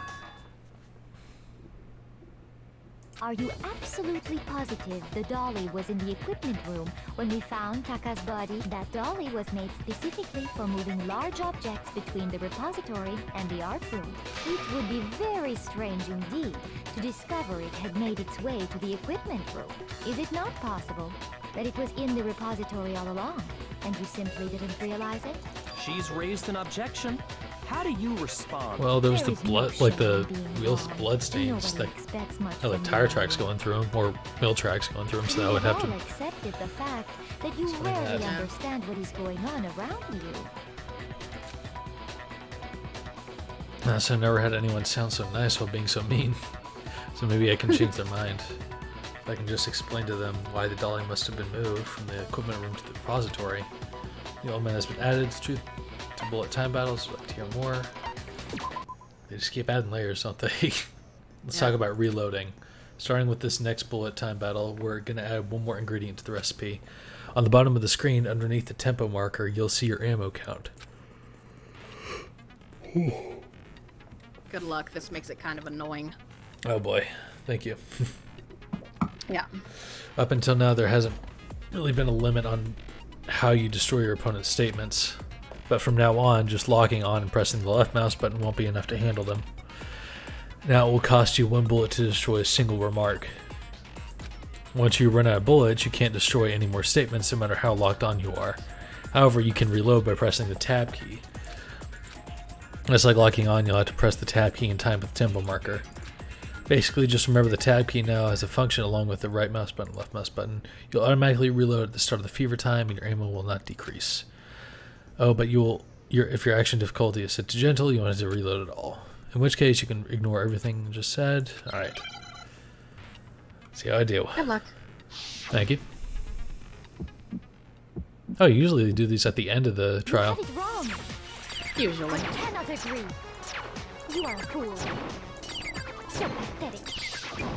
Lies will get you nowhere. Do your worst. Away with you. You miserable wretch. Damn, why is she being so mean? I cannot agree. You are a fool. Lies will get you nowhere.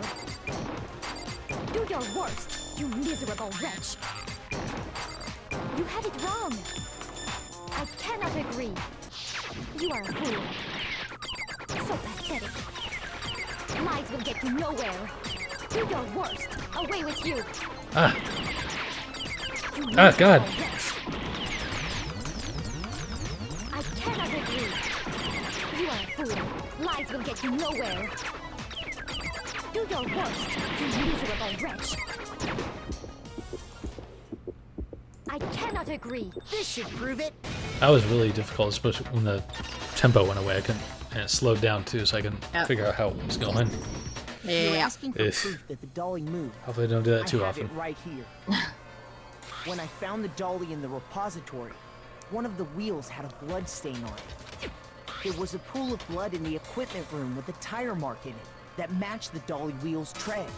The killer probably rolled the dolly through the blood on accident as they wheeled the body out of the room, and as the blood dried on the tire, they moved the body into the repository. So there's my proof that the dolly was used to move Taka's body. Jeez, does Celeste really hate me that much? Well, anyway, that was just something we had to get out of the way. let's get back to the main subject. Yeah, the subject of how Robo Justice didn't do it. Because if it's not a killer robot, then what kind of robot is it? I'm not sure that really matters. I'd be happy to explain why the occupant of the suit couldn't possibly be the killer. If you look back on how the body was transported, it will become immediately obvious.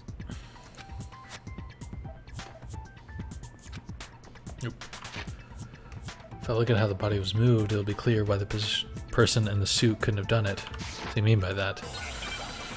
Well, Hina mentioned that the suit really couldn't bend over, so picking up and moving a body wouldn't be possible. So, as we know, Taka was killed in the equipment room. And from there, the body was moved to the repository, correct? Yeah, the culprit wrapped the body in the tarp, then loaded it onto the dolly and wheeled it off, right? Now, keep in mind that the dolly doesn't have a handle. Well, yeah, but even without a handle, all you'd have to do is bend over. No! just like I was saying. Yeah. Good. Next, my health took a massive hit during the first one when I kept messing up. Dolly without a handle if you stoop down low. But if you were wearing that suit, do you think you could actually get into a position like that? What do you mean? Think back to what you said when we were all checking out the suit together. Remember?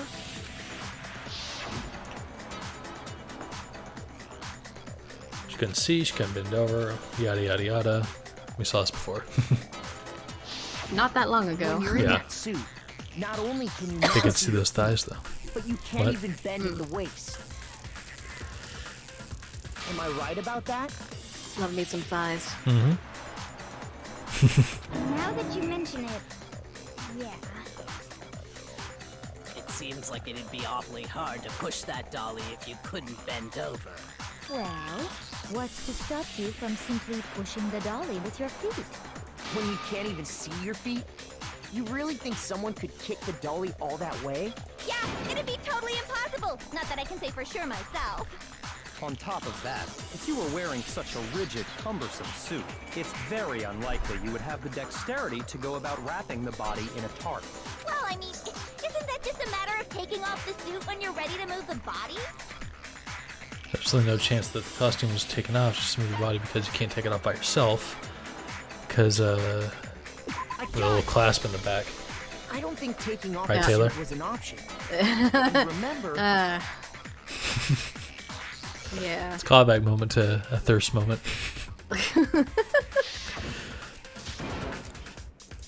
I was just saying I couldn't take it off and I needed help because of the clasp in the back. That's true. It seems Babe impossible flashback. to put the suit on Huh? or take it off without help. What'd you say? Babe flashback. Oh, 85? Then, you really can't take it off by yourself? Hero wasn't just making it up? Of course I wasn't making it up. Why does his voice suddenly get deeper there? if he could have gotten it off by himself, I don't think he would have let us see him wearing it. Showing up in the suit was basically an invitation for everyone to suspect him. Yeah, that's right. So, it's really, really true that Robo Justice couldn't have moved the dolly? To be clear, whoever did move the body, it couldn't have been Hero in the robot suit, correct? No, wait. Just a second, if you please. Have you forgotten about the picture that I took? You all got a good look at it, did you not? The image of Hifumi being dragged away by Robo Justice? If whoever was in that suit is not the culprit, how do you explain that? Besides, do you remember what the now deceased Hifumi said? How did you get hurt? That guy hit me. What guy? Robo Justice, or that's what I decided to call him just now. So long as those facts exist, the proper conclusion is beyond question. The individual inside the suit and the culprit are one and the same. It was Hiro, without a doubt. Yeah. Yeah, that's gotta be right. Hold on a second! It's still far too early to reach that conclusion.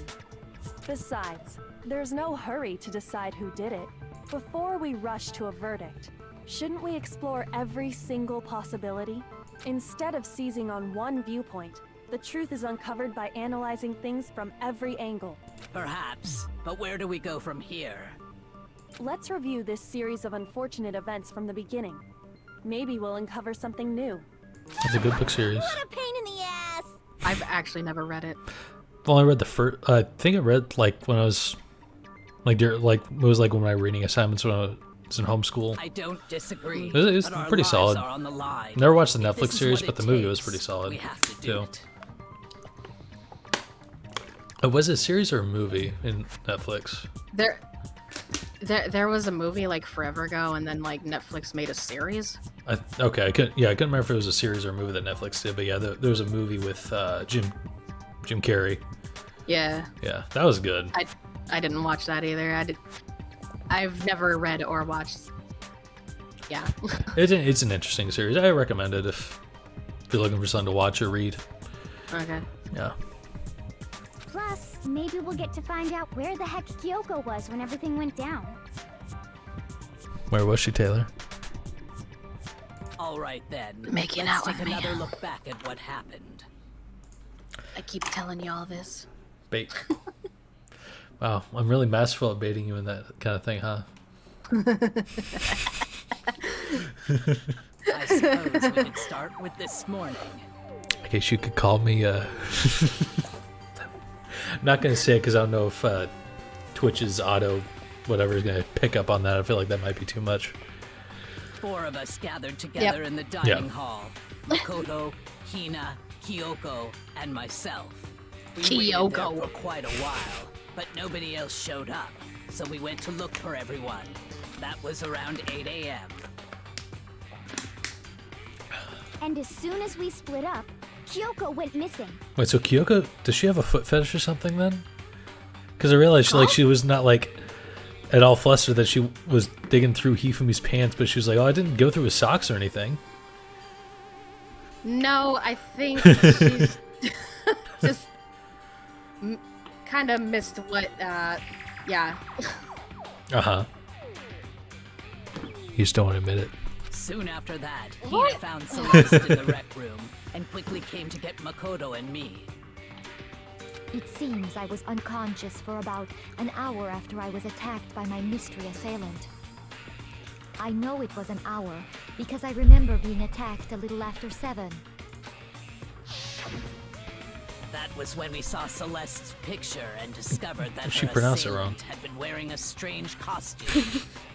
As it Celeste's turns out, picture. Yeah. It was Robo-Justice.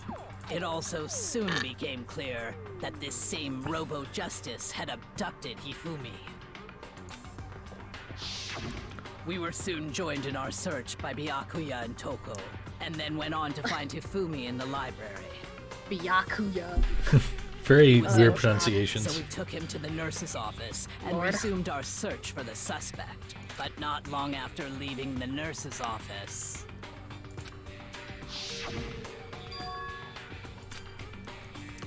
What's wrong? Saw shadows, something moving around at the top of the stairs.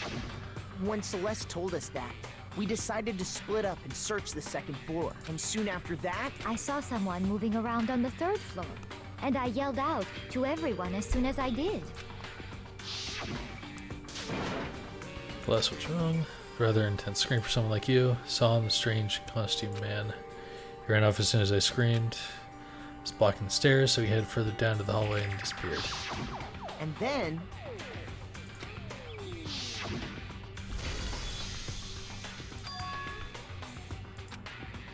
What's that? Came downstairs, must have been.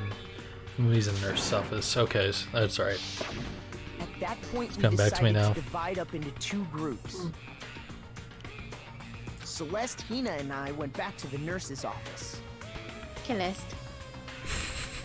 while Sakura, Byakuya, and Toko chased after the suspect. When we got back to the nurse's office, we found Hifumi, dead. And that's when we heard the body discovery announcement. I left Celeste and Hina there and headed back to the 3rd floor to let the others know what had happened. Meanwhile, we had just discovered Taka's body in the equipment room. We must have found both bodies at almost exactly the same time, because we heard the same announcement not long after we discovered his body. And that's when I told you guys about Hifumi. Then the 3 of us headed for the nurse's office. But right after we left the physics lab, we ran into Celeste, who'd arrived after us, and she told us something very surprising. These bodies disappeared, and then We rushed Taka's back body to the disappeared nurse's too. office and saw that she was right. Then we remembered we'd left Toko passed out in the equipment room, so we hurried back again.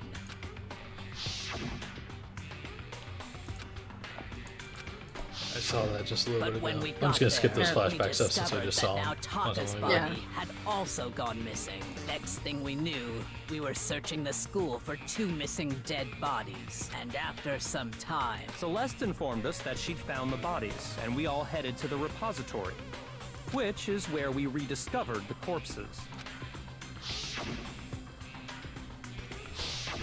I think that about covers it. I see. The whole thing sounds exceptionally complicated. It certainly seems to me that these are not a simple series of connected events. Okay, well, if that's true, then what? Rather than a single series of events, I think we have to consider each murder a separate situation, and from there, we can uncover the contradictions surrounding all of them. Now then, let's get started, beginning with what happened to Taka. Contradictions in what happened to Taka. In order to uncover the truth of the case, find them no matter what.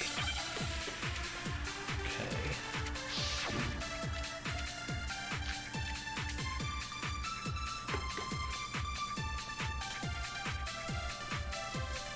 So, regarding Taka's death, I wonder if he died before Hifumi, or perhaps it was after? We already know what order they were killed in. No, we don't. Oh, damn it. Shoot! So, regarding Taka's Oh, wait. death, I wonder if he died before Hifumi. Isn't there the absorb or bullet thing? perhaps That's it was right. After? Probably to do We that. already know what order they were killed in.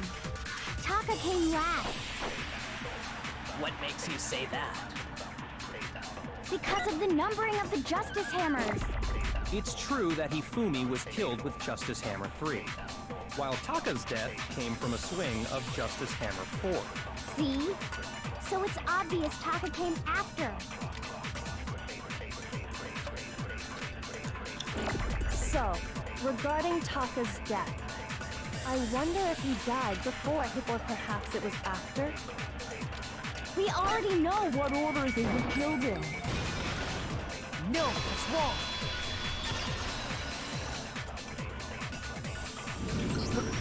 Hold on. There's no reason to assume that the hammers were used in the same order as their numbers. If anything, that's just another way the killer tried to disguise their actions. So you're saying the culprit wanted us to think Oh, the that's hammers right. were used in order, but in reality, Taka was killed Because, before Hifumi? Taka was killed like shortly after 6 a.m. But Celeste was attacked a little around 7 Okay then. because his wristwatch What's the stopped at proof? 6. So they used number 4 hammer before using the number 3, before using any of them actually. Something that relates to what time he must have died. Well, the Gosh, wristwatch. I wonder what that would be. Yeah. Let's play a hangman about it. Yeah.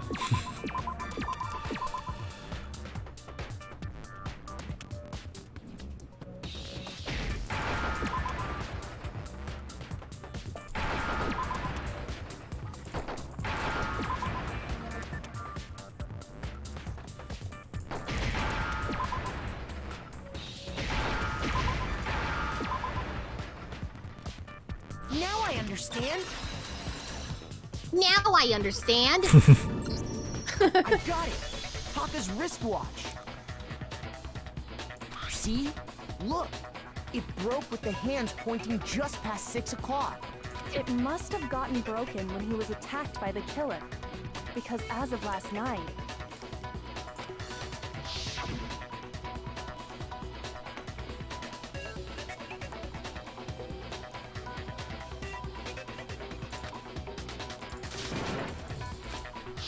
So if it wasn't broken after 6 last night, then he must have been attacked around 6 this morning. And that would be his official time of death. But if that's true, then he was killed well before Hifumi. And before Celeste was attacked this morning, which happened around 7. That's right. Taka was killed before any of the other incidents took place. That simple fact slipped past all of us. We made the wrong assumption about the order of events, all because of those justice hammers. That's exactly why the culprit wrote the numbers on each hammer and had them increase in size. That way, when we saw how they were used in each incident, we'd easily make that wrong assumption. Now, if Taka was killed around 6, then everyone's alibis for his murder go out the window. Because when he was killed, we hadn't met up in the dining hall yet. That may be true in the case of Taka's murder. But all of our alibis still hold true for Hifumi's death. That's right. With him, at least, we're all safe.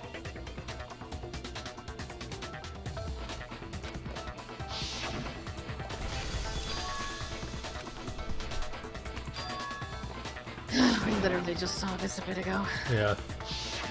When we I get why heard they do it, but screaming, we were yeah. all together. I guess when you're streaming, it feels a little different. Yeah. It happens a lot in Then this we all ran game. down to the Yeah. nurse's office. I'm sure it's better That's in the when we future found his games. body. Yes. It's not like all up in your face every 5 seconds, Yeah. like in this game.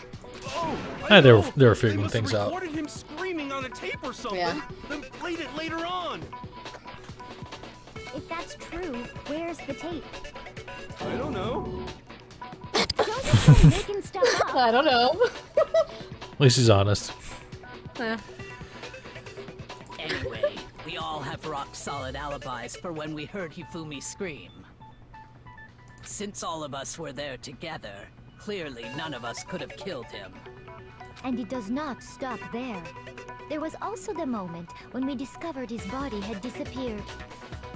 When his body vanished from the nurse's office, Hina and I were in the bathroom together, while everyone else was in the equipment room, correct?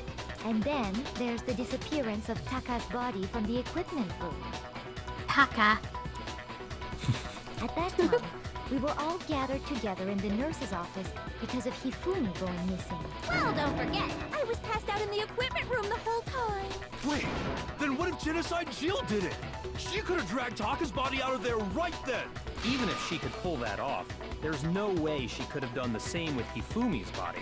Because, as we just established, she was passed out in the equipment room when his body disappeared. Besides, I didn't do either of them anyway. In other words, it is impossible that any of us could have killed Hifumi or moved either of their bodies.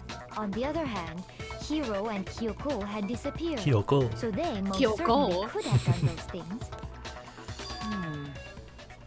So what now, Kyoko? For now, we can't get fixated on who did it, or we'll just keep going around in circles. So instead of who, I propose we start talking about how. Is it so hard to just say, kill? In particular, I think we need to figure out how Hifumi's body got moved. That's true. We searched everywhere, but we couldn't figure out how to explain his body disappearing. And according to what Celeste said,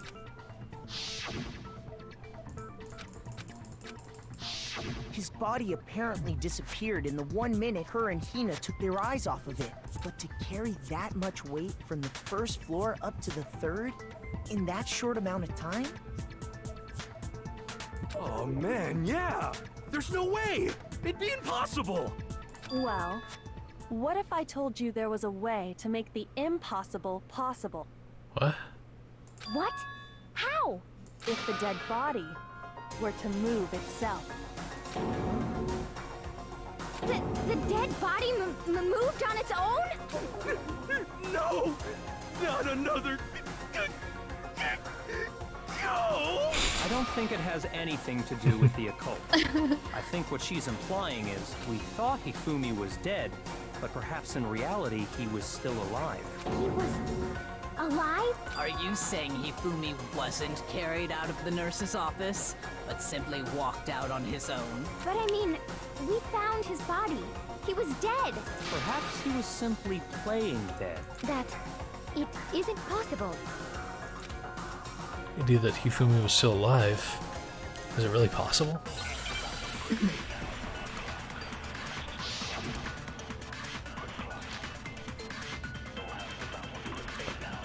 That doesn't have anything to do with that.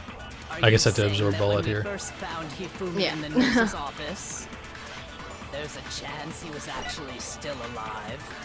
No, it is impossible. Hifumi was dead, without a doubt. And you know that how? Surely you heard the body discovery announcement. But that could have also been for Taka. Hifumi's dead body had been found. And that is why the announcement was made. Are we really so sure about that?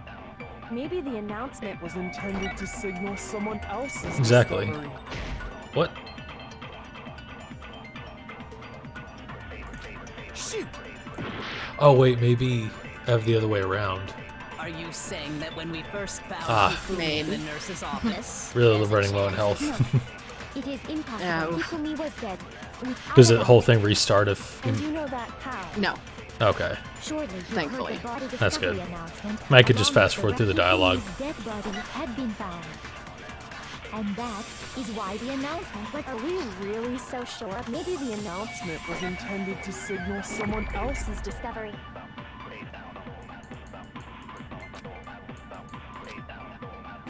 are you saying that when we first found Hifumi, and there's a chance he was actually still alive? No. It is Hifumi was dead. Without... And you know that how? Surely you heard the body discovery announcement, along with Hifumi's Dead body had been found. No, that's wrong.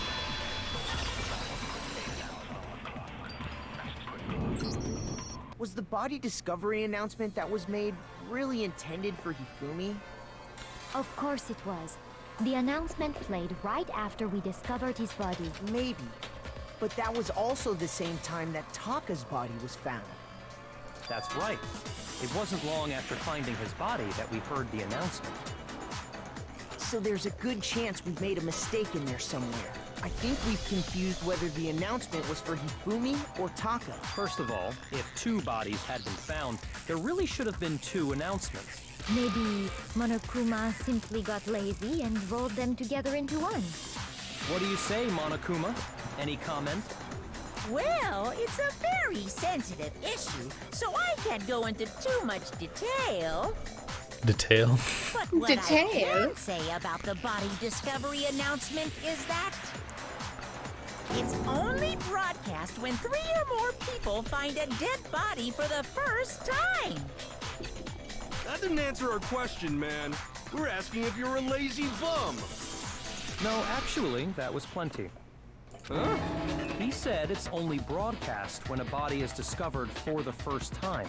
Which means, even if we find the same body again later, he won't make the announcement again. If that's true, then why was the announcement made again later on? Huh? Later on? Exactly. We heard the body discovery announcement twice. Second body discovery announcement. First time played was when we found each body in the nurse's office in the equipment room. The second time was when both bodies were rediscovered, because Hifumi wasn't actually dead We heard until it a then. second time in the repository, when we rediscovered the two bodies.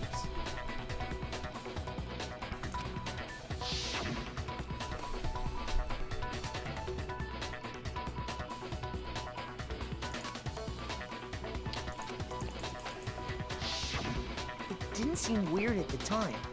But it contradicts what Monokuma just told us, doesn't it? Exactly. If we were actually rediscovering both bodies, the announcement shouldn't have played. And in reality, when the two dead bodies were rediscovered, one of them was actually being discovered for the first time. So, when we found Hifumi the first time in the nurse's office, he wasn't actually dead yet. Meaning, he wasn't actually found dead until we came upon him in the repository. And that's just part of it. There's one other thing that leads me to believe he was still alive in the nurse's office. Oh, I know! Because he was super good at playing dead! Bada bing, bada boom! That is the worst logic I have ever heard. But honestly, I do not think there's anything that can prove he was still alive. Okay then, let's take another look at the events surrounding the discovery of his body. Then it should become clear whether he was really alive or not. This whole thing is pointless. And I'm just, I don't know. Celeste is acting a little weird. Keeps like being very accusatory and like trying not to dig too much. Oh, yeah. Yeah. And a little sus. A little sussy baka. Sussy got One baka. thing we do know. The first time we Sassy found Celeste. Hifumi's body Yeah. was in the nurse's office. And so Hifumi's glasses, While me and Celeste were in the Whatever used for. bathroom, they're his cleaned. body disappeared. Oop. Body disappeared, that's And true. the next time we saw his body, it was in the repository. But when you compare his body before being moved and his body after being moved, other than the change in how it was positioned, there was no notable difference. Actually, glasses being cleaned was because they were dirty before, covered in blood. In fact, there was one clear difference between Hifumi in the nurse's office and the repository. His glasses. That fact alone proves that he was only playing dead in the beginning. Perhaps you'd like to fill the rest of us in? When we found Hifumi in the nurse's office, his glasses were covered with blood. But when we found him again later in the repository, they were spotless. And I found the item he used to wipe them clean in the nurse's office trash can. Well, that would have been the.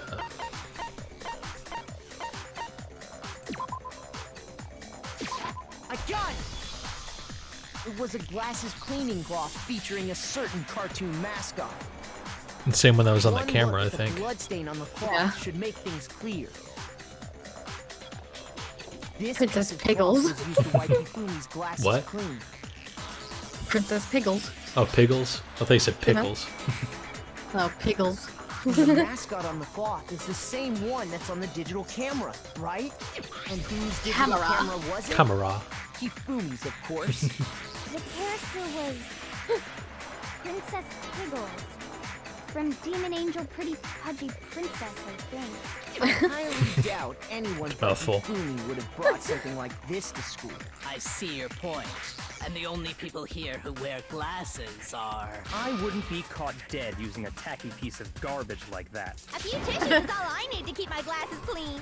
Then there's no question. It belonged to Hifumi. So what you're saying is...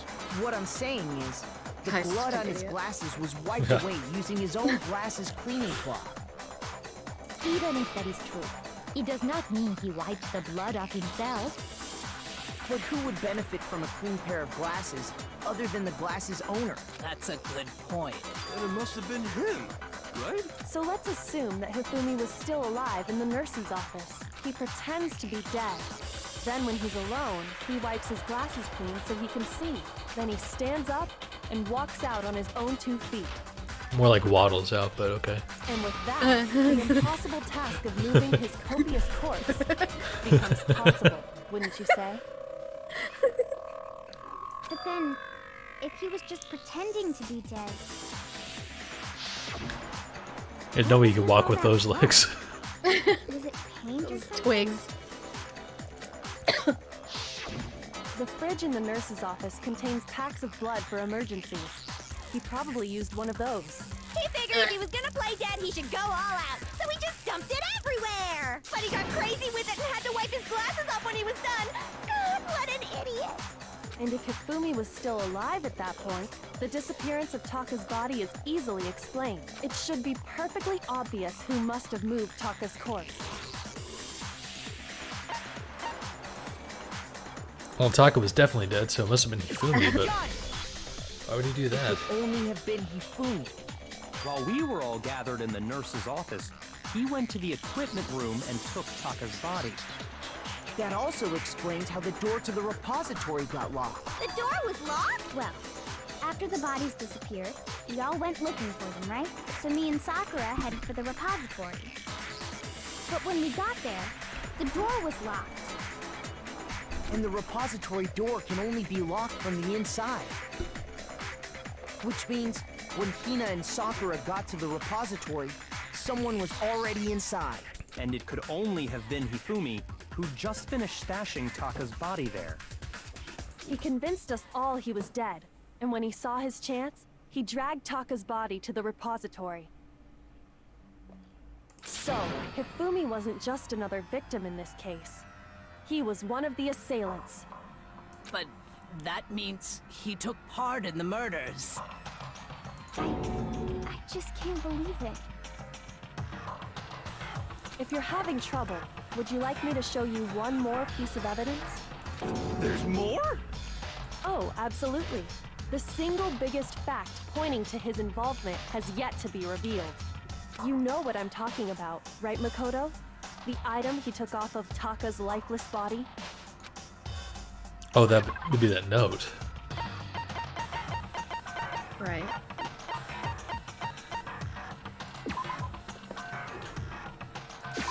I got it! You're talking about the note Hifumi had hidden away, aren't you? Hidden note?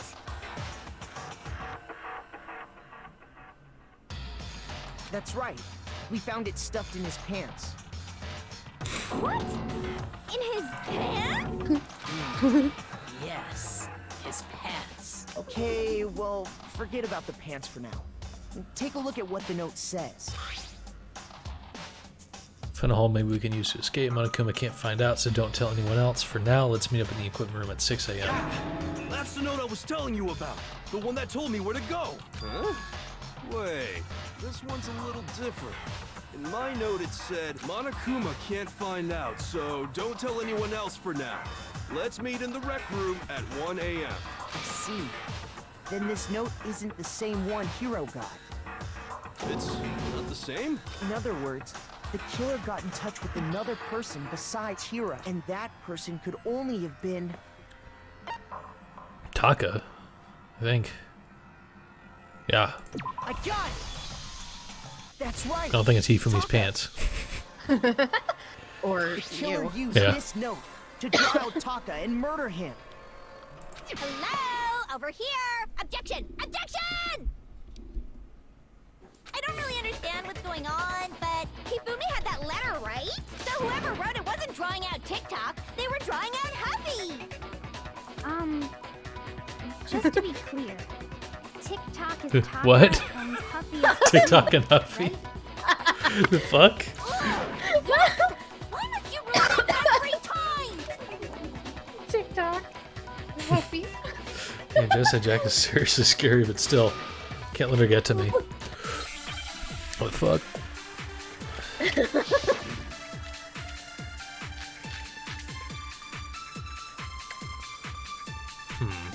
I hate these. Huffy had the note, right? Then the person it was intended for must have been Huffy! But remember what the note said. What time did it say to meet? 6 a.m., I believe. The time doesn't matter! The note has nothing to do with TikTok! No, that's wrong. TikTok. no! There absolutely is a connection. What the hell are you talking about? The note said to meet at 6 a.m., which is the same time Taka was murdered. We've already proven that using his wristwatch. But there's more. Look where the note says to meet. The equipment room, right? Which is where Taka was killed. I see. So, Taka was murdered at both the time and place written in the note. I think that should be plenty to show that this note was definitely meant for Taka. Well, when you put it like that... No further objections! Then someone used that note to trick Taka.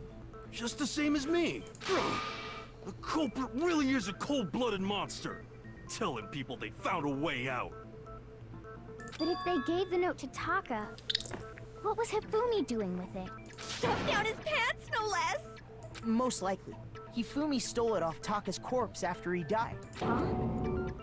He stole it? Where's your proof? Go ahead, show us. Well, it was the torn piece that was in Taka's hand.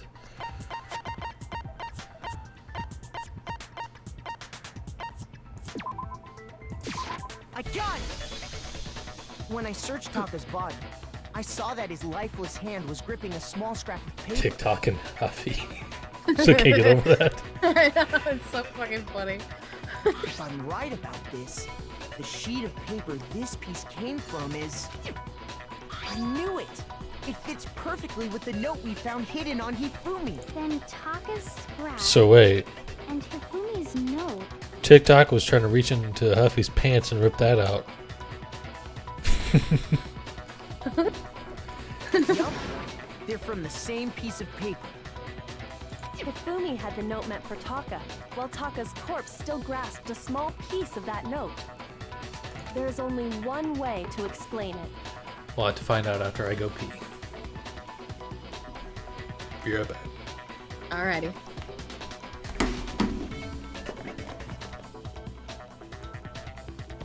Just stare at your wife while I'm gone. Thank you.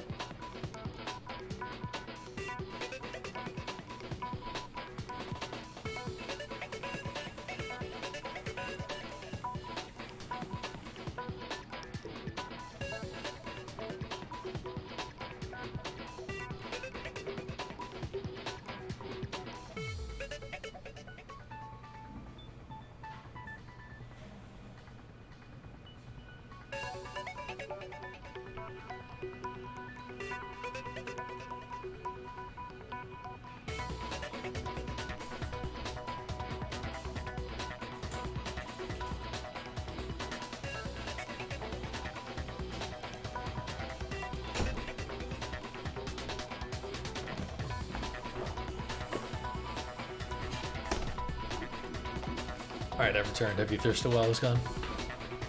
Quietly, yes. Alright, so 87? Alright, sure. Alright, and I'm back. Taka died clutching the note. Hifumi tried to free the note from its death grip, leaving behind only one small scrap. Did I get all that right? That means Hifumi knew the note was important. Exactly. Which proves that he was an accomplice in the murder. Whoa. Yeah. After seeing all this, Hifumi was super involved in this whole thing for sure. In fact, he was behind the whole thing. In fact, he's still alive! Sorry, no. He's definitely when we dead. found him in the repository, Yeah. Hifumi was truly and completely dead. The second body discovery announcement proves that. So then, who killed Hifumi? Whoever did is the mastermind, the true killer. He was killed in the repository.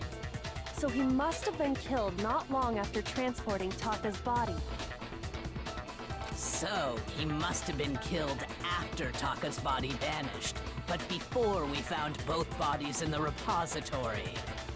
During that time, we'd all split up and were searching for Taka's missing body. In other words, during that time, none of us have alibis. Wait, but me and Sakura were together. Stop trying to steal the spotlight, you stupid walrus! Who are you calling a walrus? Anyway, when they were killed bothers me too. But there's something that's been bothering me even more. And what might that be? The weapon they used to kill Hifumi. The weapon? Yeah, because I mean, according to the Monokuma file, the way Taka and Hifumi were killed was almost the same, with them having similar fractures and all. But Justice Hammer 3 and 4 were still laying around in the nurse's office and equipment room, right? So if Hifumi was killed in the repository, the culprit would have had to grab one of the hammers, kill Hifumi, then put the hammer back where they found it. But wouldn't that be seriously risky for him? I'm surprised. It seems there's some semblance of a brain knocking around that Oh, skull that of super yours clean after hammer. all. The really big one. Hell yeah, it's packed in there good and tight. He's right, though. I don't understand it either. The Monokuma file makes it clear that they were killed using similar instruments. But if the hammers were already laying around those other rooms... So the question is, how could the culprit have gotten their hands on either of the hammers? Personally, I haven't a clue. So which hammer was used to attack Celeste? Number 1 or number 2? Those were accounted for in other rooms too. And I don't think either one is big enough to kill someone. Then, Is it not possible they used a different weapon? I don't think it is possible. They were both killed with the same kind of thing, right? So then, what was used to kill Hifumi? Weapon that was actually used to kill Hifumi. All pictures surrounding this case won't become clear until we figure that out. Trying to find out the truth. Well, it'd be that super clean hammer that was literally right there in the room with them.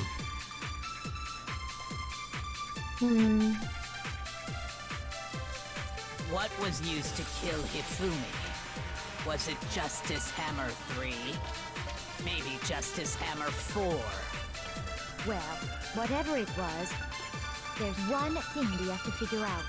How was the culprit able to move around so freely with the weapon? How did nobody witness them carrying it? Sounds like a Justice Hammer 5 is about to make its appearance! No? Shoot! Maybe we wouldn't that then.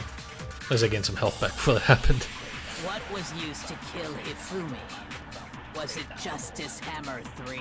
Maybe Justice well, there's one. How was the culprit? How did Nobody witnessed. Sounds like a Justice Hammer 5 is about to check out murdergear.com/hammertime for more info! Well, one thing seems pretty clear. The murder weapon had to be one of the Justice Hammers! No, that's wrong.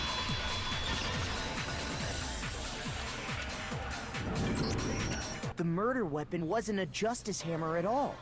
No, it was something completely different. Well, I wouldn't say But completely different. Seriously? Yeah, that. A different weapon? That It's slightly wording different. was- Just one painted. Specifically, a hammer from the repository. The killer could have easily used that to kill Hifumi. Now, all the hammers in the repository were covered in flecks of grit and debris, but for some reason, one of them had been scrubbed clean. Huh? And the reason it had been scrubbed clean was most likely because it was used to commit murder. If the hammer got covered in Hifumi's blood, of course they'd have to clean it off. I'd also like to point out that the repository has all kinds of hammers. Big ones, small ones, and even some flat almost big as your head. mallet-like ones. Huh? I think whoever made the Justice Oh. hammers used those as a basis for their design.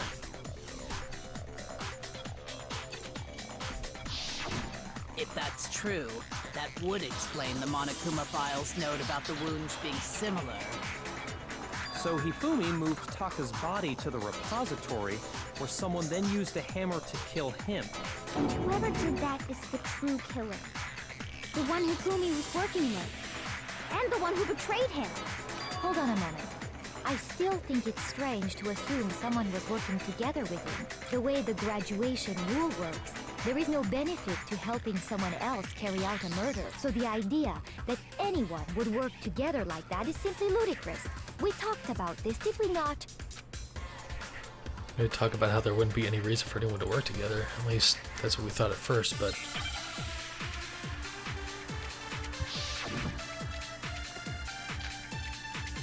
spot this hammer. Based on the rules that have been laid out for us, even if more than one person is complicit in the murder, only the one who actually carried out the act can graduate and survive. Assuming the rule holds true, it is simply impossible that two people work together on this. That is how the rule was explained to us. But that only really applies if there's one murder, right? In this case, however, There were two murders.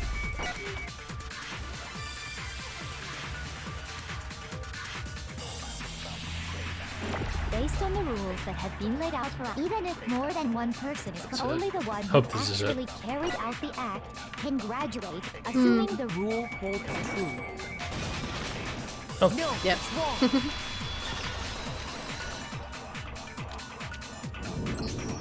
Since there were two murders, it's at least plausible that more than one person was involved. What do you mean? if there'd only been one murder, then yes, the idea of an accomplice isn't really worth considering. Naturally, if only one person can be saved per murder, an accomplice has no risk versus reward benefit.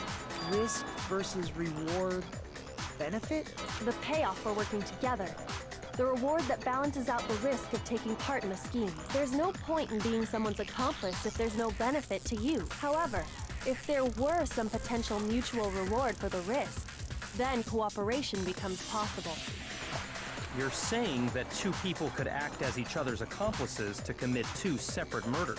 I think that's what the true killer told Hifumi. They would each have an accomplice for their crime. And based on the case's events, Hifumi would have been the first one to act, murdering Taka. They made him carry out the first murder so he couldn't back out of helping them later on. So in this case, there wasn't one single person committing multiple murders. Instead, each person killed someone, creating two separate incidents. And it only looked like one person because that's how the true killer designed it to look. A single suspicious individual, a similar weapon used in each crime, disappearing bodies. By creating one seamless set of circumstances, they made it look like one person was behind it all. The mastermind picked their target and managed to convince him to go along with their plan. And then, to avoid the no accomplices rule, they simply killed their accomplice. Which, if true, means that betraying Hifumi was part of the plan from the very beginning. That's just awful. How could anyone be so cruel? You think so? I can't help but admire its cunning. Still, their choice of accomplice seems odd. Never made to convince us the two murders were the same. The main characteristic this time. Kyoko must have noticed the fact from the very beginning. why she said not to look at this as a series of connected events, but entirely separate incidents. Yoko really is amazing. Right, Taylor? Yeah, she is. Although, I think about it, she's almost too amazing. Like, it's almost Yeah. unnatural how good she is at 89? Yeah. Is that 90? No. 89. 89. I understand how an accomplice could be involved, but then who was the one pulling Hifumi's strings? That's problem numero uno right now. Two Killer manipulated Hifumi to carry out a number of actions, and in the end, murdered him. Debates up to now the way the case is unfolded when you consider all that. There's only really one person who seems to fit. Huh. I feel like, because she's been hella suspicious from the beginning, I'm gonna go with Celeste, because she's been like very like argumentative against like investigating stuff further, and her alibi is the shakiest from the very beginning when she was attacked, you know? Here's my answer. It was Celeste. Ah, so I'm the suspicious individual now, am I? I really do hate this kind of joke. A joke? I wonder. Nice voice crack there, Byakuya.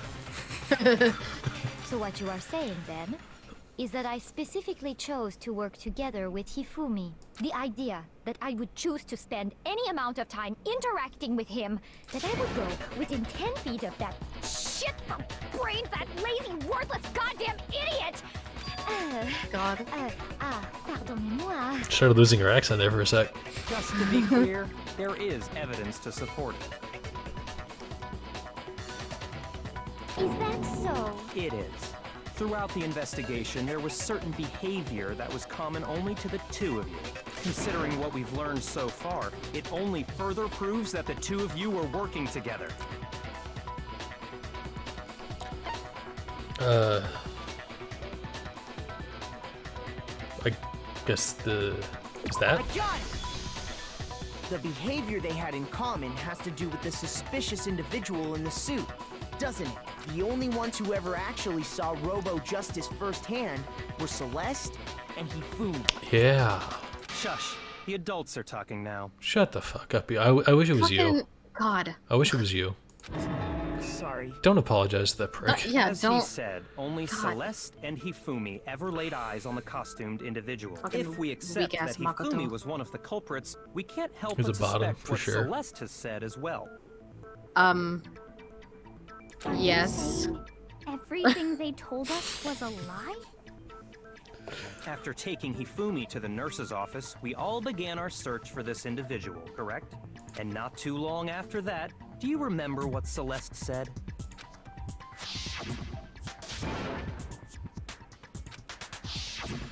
We headed to the second floor specifically because of what she claimed to have seen. Oh, she sees all. Next, to draw us all to the Celeste physics sees lab all. up on the third floor, I'm gonna miss your voice if this is right. Scream. and when we'd all come to see what was wrong, what was it she said?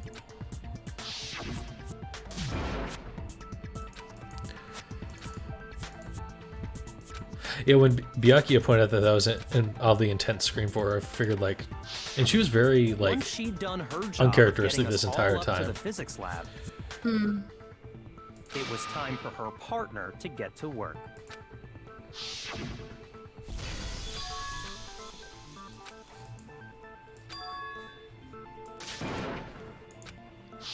It was to get us to divide into two groups.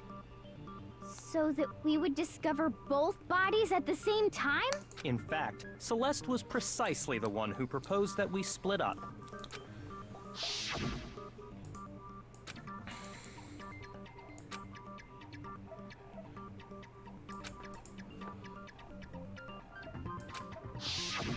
Well, if Celeste and Hifumi were working together, all those chance events suddenly become connected. And on top of that, that piercing cry of yours early on. Did not sound like a cry. It That sounded was like to something signal else. Hifumi, wasn't it? It was your way of telling him, we're on the 3rd floor. Everything's going according to plan. Why else would you let out a scream that could have carried across the sea? I just realized another strange thing. Scream or a moan? Yeah. When we found Hifumi in the nurse's office, Kyoko was we missing now the know entire was only time. So, pretending to yeah. be dead.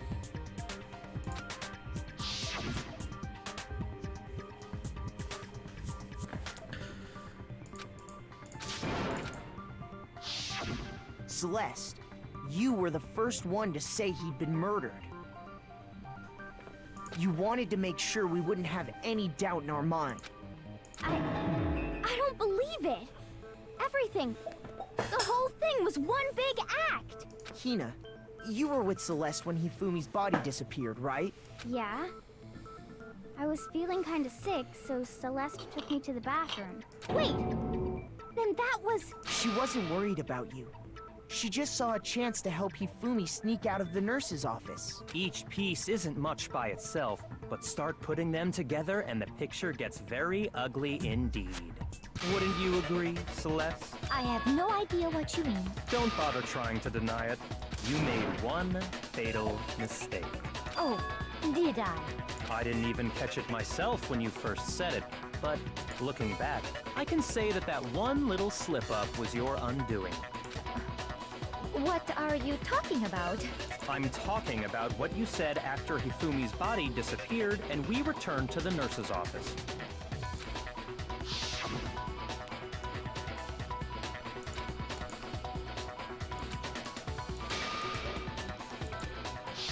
I remember her saying that too, but I don't understand what's so strange about it. Then pay attention. Sakura, Toko, and I were first to discover Taka's body in the equipment room. Then Makoto showed up and told us Hifumi had been killed. So Sakura and I left with Makoto. Once we were in the hall, we ran into Celeste, and the 4 of us headed to the nurse's office. Now, the entire time we were together, none of us said anything about Taka being dead. Think about it. Celeste's comment doesn't make sense. It was completely out of place. Yeah, I see what you're talking about. Although I don't really get what it means. And she slipped up mentioning that You she hear already that, knew Taka was Celeste? dead. Everyone's having some trouble understanding. Could you repeat what you said? If you're really not the culprit, you shouldn't have any problem repeating it, right?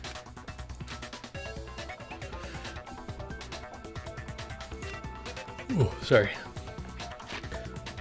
Byakuya said that Celeste's comment doesn't make sense. What's wrong with me? What was he God. alluding to? What the fuck is Celeste? I don't know. Some bitch, probably.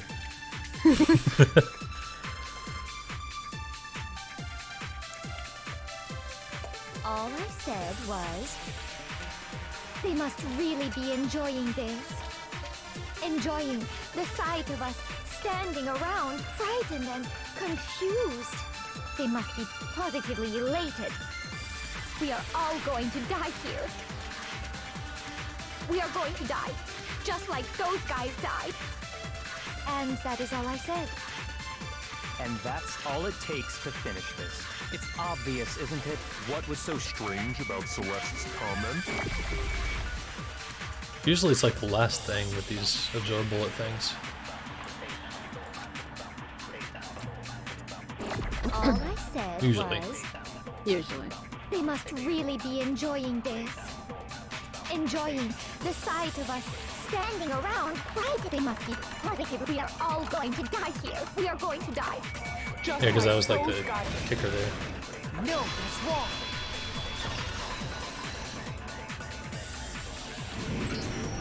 That's right. There's no reason Celeste should have said, just like those guys died. When she said that, none of us had told her Taka was dead. Exactly. And we didn't run into her until after we were all out in the hall. So there was never any chance for her to have seen his body in the equipment room for herself. So how did you know, Celeste? How did you know more than one person had been killed? And how did you know they were both guys? Because Kyoko had also disappeared, right? So she could have been dead too. You all have such vivid imaginations. You know that? Imaginations. You claim that I was lying when I told you about the suspicious person I saw. Then what about the picture I took? How do you explain this picture of the costumed villain dragging Hifumi away? It looks like he's just hugging him, and Hifumi looks excited about it. He's just sweating because he's also Hifumi. Setup, right? So let's put the suit on, and then she used the camera's timer to set up the picture. Have you so quickly forgotten? You are the only one who could have possibly fit into that suit. Plus, I happen to know that this particular camera does not have a timer. She kind of said it. Yeah, she did. Camera. It is an unassailable fact that this is a picture of Hifumi being dragged away. If everything I told you was a lie, how can this picture exist? Simple. Are we sure that's really a picture of the suspect dragging Hifumi away? What could you possibly mean by that? Surely there are other explanations than the one you've offered up. No, there is no other explanation. Other explanations? It wasn't a picture of the suspect dragging Hifumi away. The possibility is... Hifumi and the suspect are dancing. Exactly. The suspect been drinking. Huh. That's the only one that makes sense then. I got it! It's not the a kids picture are of not the allowed to drink. suspect dragging Hifumi away. I would say it's a picture of Hifumi dragging the suspect away. That's certainly within the realm of possibility. The one Yeah. being dragged off in that picture isn't Hifumi, but the person in the robot suit. We've simply been led to believe that it's the other way around. And the strange costume might only exist to lead us astray even farther. If you saw someone wearing something like that in this situation, of course you'd notice and be suspicious. That's what happened! You put me to sleep and made me out to be the bad guy in all this! Because they went out drinking and dancing.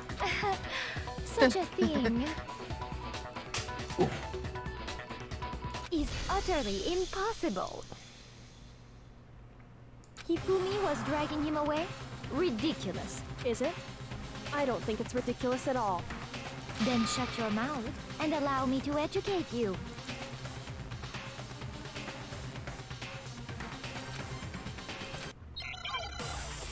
Okay.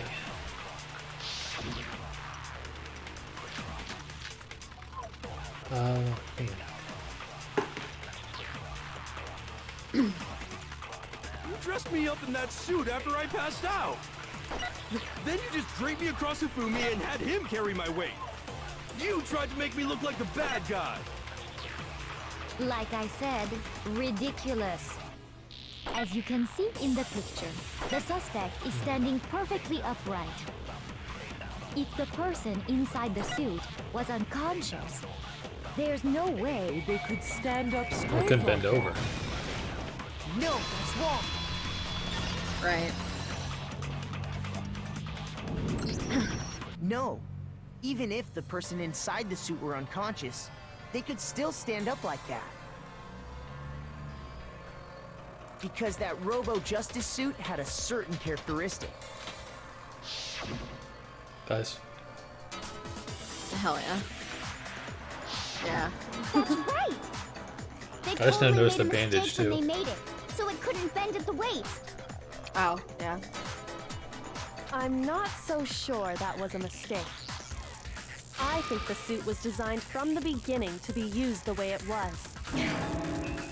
Celeste and Hifumi took the suit they'd specially designed and stuffed Hiro into it. That's how they were able to fake that whole thing. The point of it all was to make us believe whoever was in the suit was to blame.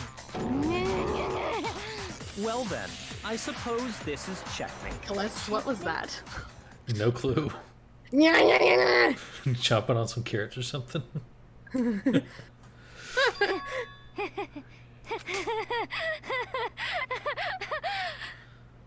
That did not sound like a laugh. Don't make me laugh, you idiot! What do you mean, checkmate? Celeste? Clearly want to cram me into your little guilty box. Well, there's one little problem. Have you already forgotten what Hifumi told us? Her accent keeps dipping in and out now.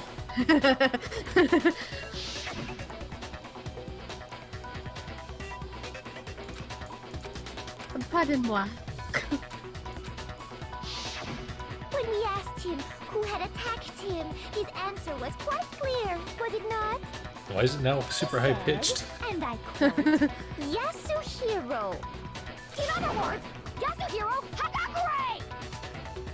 Right! But my name isn't really Yasuhiro! It's actually Taro! Your confusing statements don't make any sense.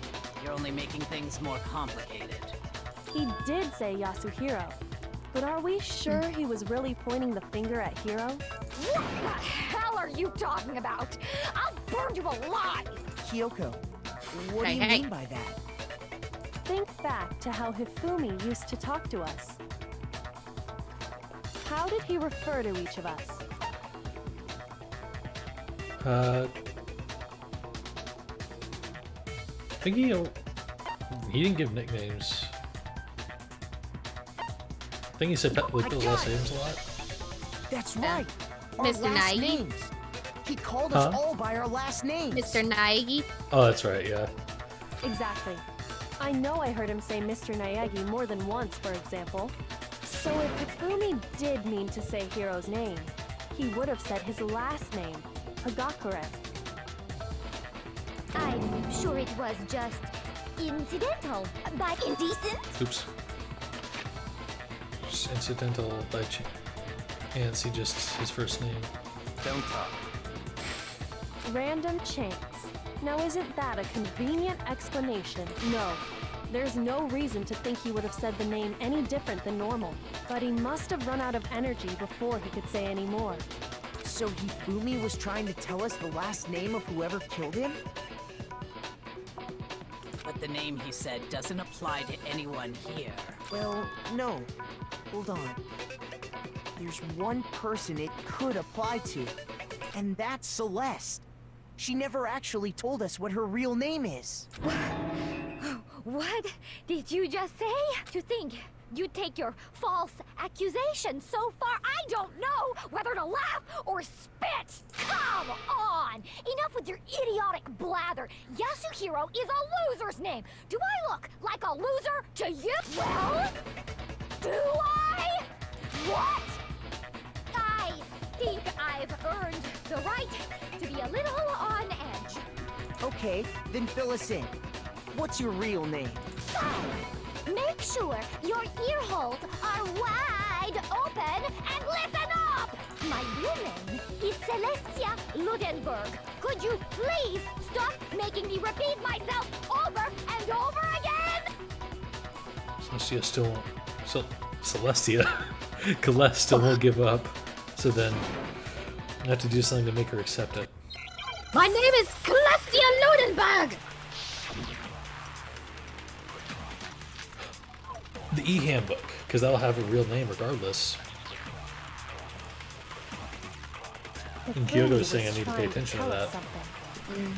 He wanted us to know the killer's last name, Yasuhiro. If there's one person here who might have that last name, It would have to be you, Celeste. You haven't told anyone what your real name is. how many times do I have to tell you?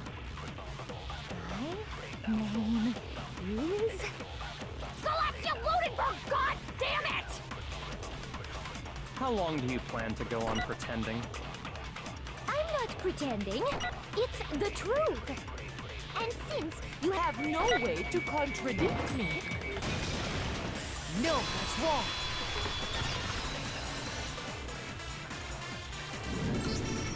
That's it. The handbook. what?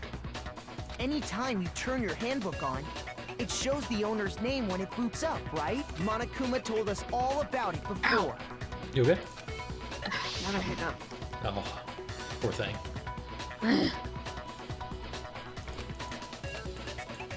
Yada yada, saying how it's vital. So all we have to do yeah, is all that check our stuff. handbook, and that'll clear up everything. That's how we can find out Celeste's real name. That's an invasion of privacy. I refuse to cooperate. Celeste, can you please just tell us what really happened? Please, just tell us. Even when I'm put in check, it's just my nature not to give up. Because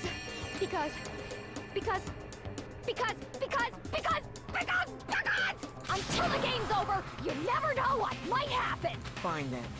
Let me settle it. Let me go over the case again, from the beginning, and shed light on all your crimes. Oh yeah, the and comic that'll thing. bring everything to an end. Yay. These are really fun. Hell yeah. In this case, how did the killer recruit their accomplice? Was it seduction? The laptop, because that's missing. Oh, the brain, like that's from the previous case. Yeah. Throw you off, I guess.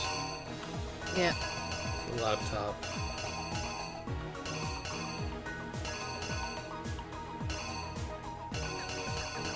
Am I missing it? In this case, how did the killer recruit their own accomplice? Was it, I guess? I'll come back to that. I'm a little confused there. What time did the killers call their the rec room? Be 6. So that'll be...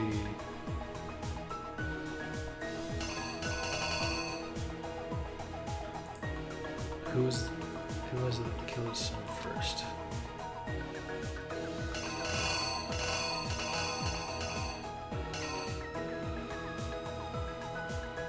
I am very confused about this a little bit. Oh my god. You okay?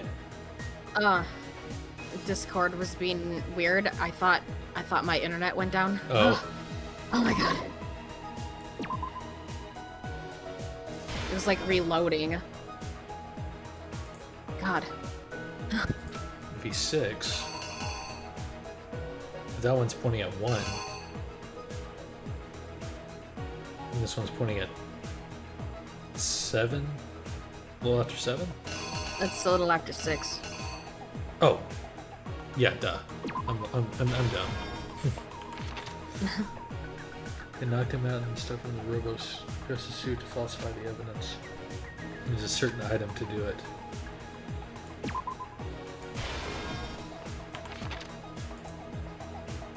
What time was Taka supposed to head to the equipment room?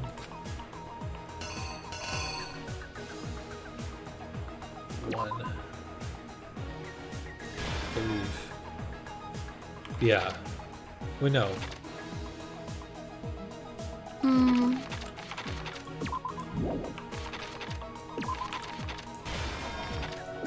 There you go.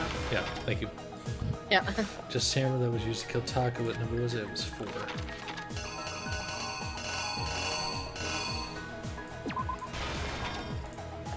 The library Hifumi used something to fake the existence of a shadowy criminal.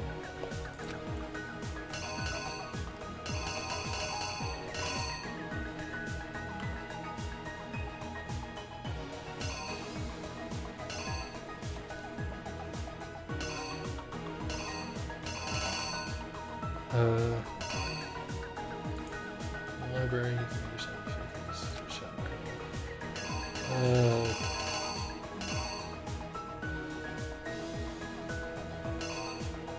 I guess it would have been that? Maybe? I'll come back to that. Which Justice Hammer was in the nurse's office when Hifumi was trying to be dead. Number 2. And he used something to remove Taka's body. Dolly.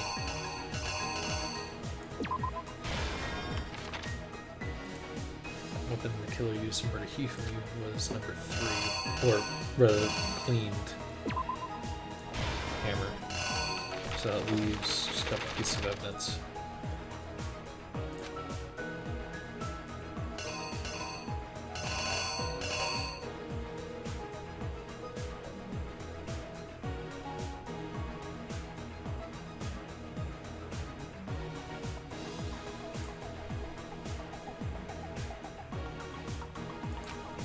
I'm so confused about that one. Because it's not showing, because I assume it has to do with the laptop. I'll try the other one first, then. Right, the library keep from using to fake the existence of a shadowy criminal.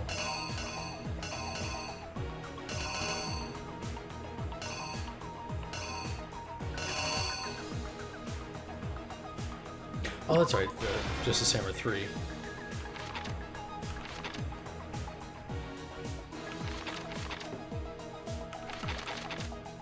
So let's see.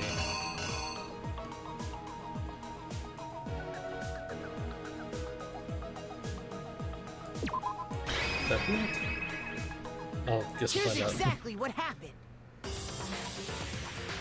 Before anything, the killer persuaded someone to help carry out the murder. And that person was...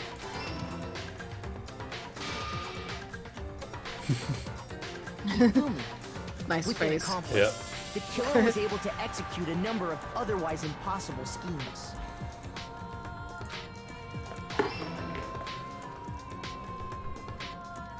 TikTok. First, they convinced someone to TikTok meet and them in Huffy. the rec room Yep. last night at 1 in the morning. That someone they met with was Hiro. The murderous duo intended to pass Hiro off as the prime suspect. So when they met up with him, they drugged him, knocked him out, and stuffed him into the Robo-Justice suit.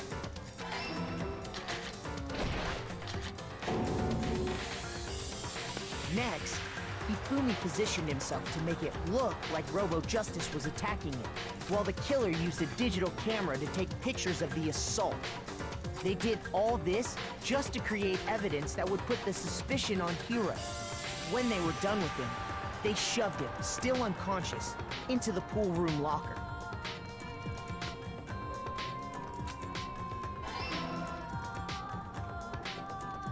And then finally, at 6 a.m., they moved into the murder phase of their plan.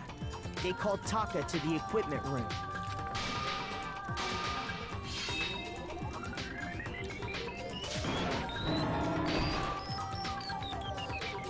And that's where Hifumi killed him, making it the scene of the first murder.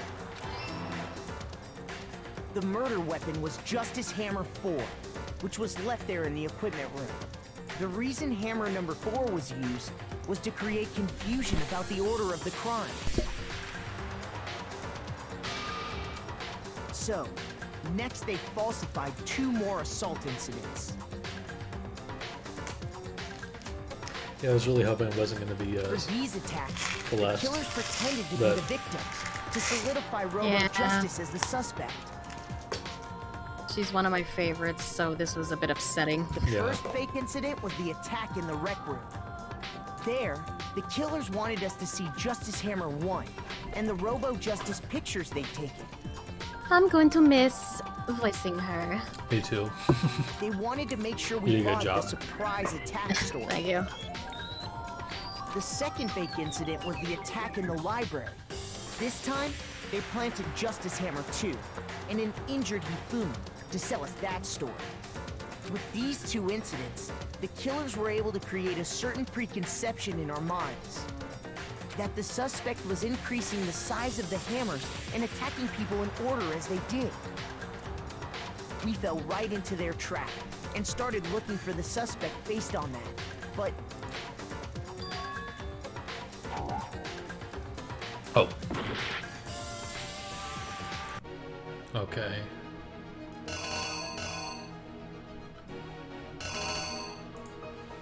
Library Hifumi used something to fake the existence of a shadowy criminal? One thing I can think of is the backpack? But no, that's just ripped from the earlier image. Well, are you sure it was Justice Hammer 3?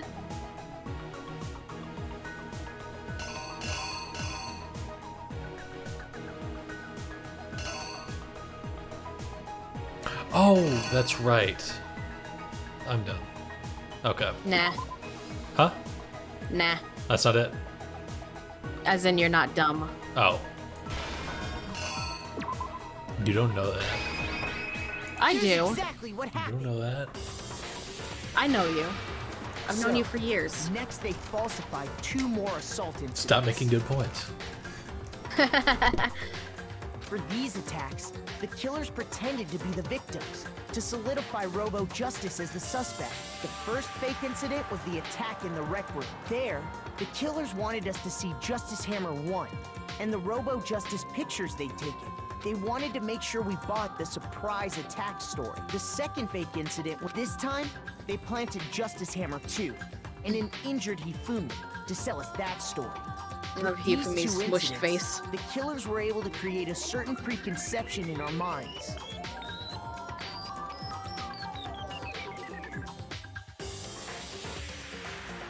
That the suspect was increasing the size of the hammers and attacking people in order as they did.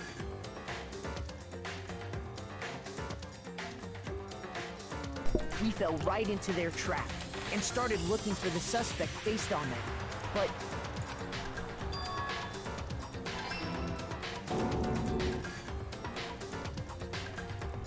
while we did that, we left Hifumi alone in the nurse's office. This was exactly what Hifumi was hoping for. He took a blood packet from the refrigerator and Justice Hammer 3 and turned the room into a crime scene in which he himself had apparently been brutally murdered. He let out a scream to draw us back, and when we returned, that's what we found. Meanwhile, the other group that had been out searching found Taka's body at the same time. And Sakura looking like a JoJo character in that art style. So when we heard the body discovery announcement, we naturally assumed it was for Hifumi. We left the nurse's office, and Hifumi once again took advantage of the situation. He simply got up and made his escape. When we learned his body had disappeared, we all rushed back to the nurse's office. And once again, Hifumi had the chance he was waiting for. This time, he snuck into the equipment room.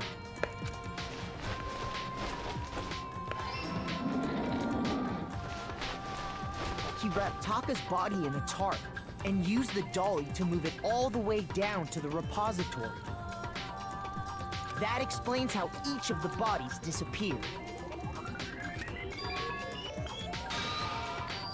But even Hifumi didn't know what the true killer had in mind for their final act.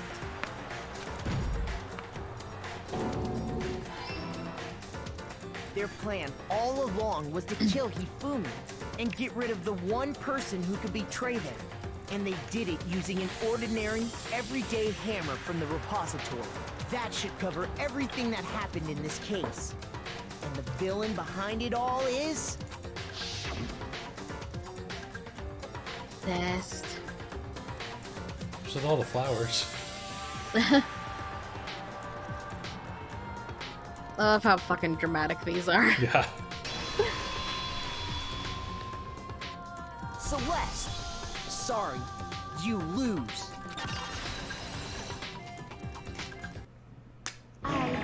Lost? I lost? When was the last time I was forced to utter such words? They hang heavy around my neck. Then you admit it? You're the killer? Listen to you, trying to take charge, as if you're my private instructor. I, Celestia Ludenberg. Actually, no. Taiko Yasuhiro is fine.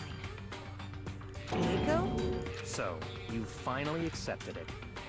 I'm the kind of person, once I've lost, I don't like things to drag on. Interesting.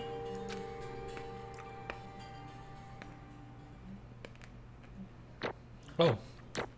Huh. Well, that trial actually pisses me off. How come? Because, like, she's the ultimate gambler, right? So Yeah. she should be really fucking good at lying. But she was suspicious as hell this whole Okay, Monokuma. fucking chapter. Yeah. I'm ready to begin. Or, no. I suppose this is the end. isn't it?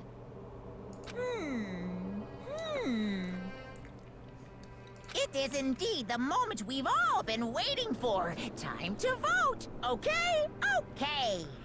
If you would, please locate your lever and cast your vote. And when the votes are tallied, who will become the blackened? Will you make the right choice or the dreadfully wrong one? What's it gonna be? What's it gonna be? It would have been interesting if they, like, she kept that act up, but she was the accomplice to someone else. Hmm. And maybe, like, the roles were reversed, like, between Hifumi and her. Yeah. But yeah, you're right, that it was really frustrating. Like, her whole character thing is that she's good at gambling and, you know, doesn't really have a tell. But that bothered me Yeah. about this trial. It's basically a formality at this point, but once again, you're totally correct. The blackened this time, the true killer who devised the whole stinking scheme was... Ta-da! Celestia Ludenberg, or more precisely, Taiko Yasuhiro! Honestly. I lost. Well, that sucks. I guess trying to work with someone else was a mistake after all. Hifumi's ineptitude was beyond all my calculations. I knew it. So you really did approach Hifumi with this plan. But how did you get him to agree? I can't imagine he would have happily agreed to commit murder. I'm sure she relied on her specialty. Lying. My specialty? Don't make me laugh. I didn't have to lie to get him to agree. So then... Celeste just sounding like Kyoko now. Bear with me. Then did you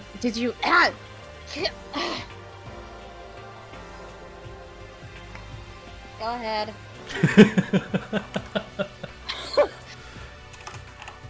And with that, ladies and gentlemen, we've hit 90. We are only 10 away from triple digits. Wow. Oh my fucking god. I need to get that thing together that I was planning on doing. Okay. Then did you use, you know...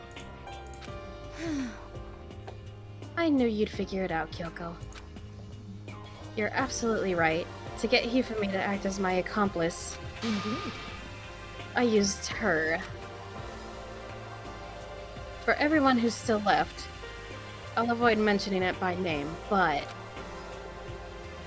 It was the one thing Hifumi and Taka were both super into. Does she mean... She's talking about alter ego? Say what? What? What? What are you talking about? Just a second. Don't interrupt. We're in the middle of a very important conversation here. I'm totally out of the loop as usual. How sad. In other Shut words... up. Then you're the one who stole... You're the one that stole it? Indeed. That's right. I see. And you used it to drag Hifumi into the plan you'd come up with. Right again. Last night, after we had our meeting about how it disappeared, I paid Hifumi a little visit.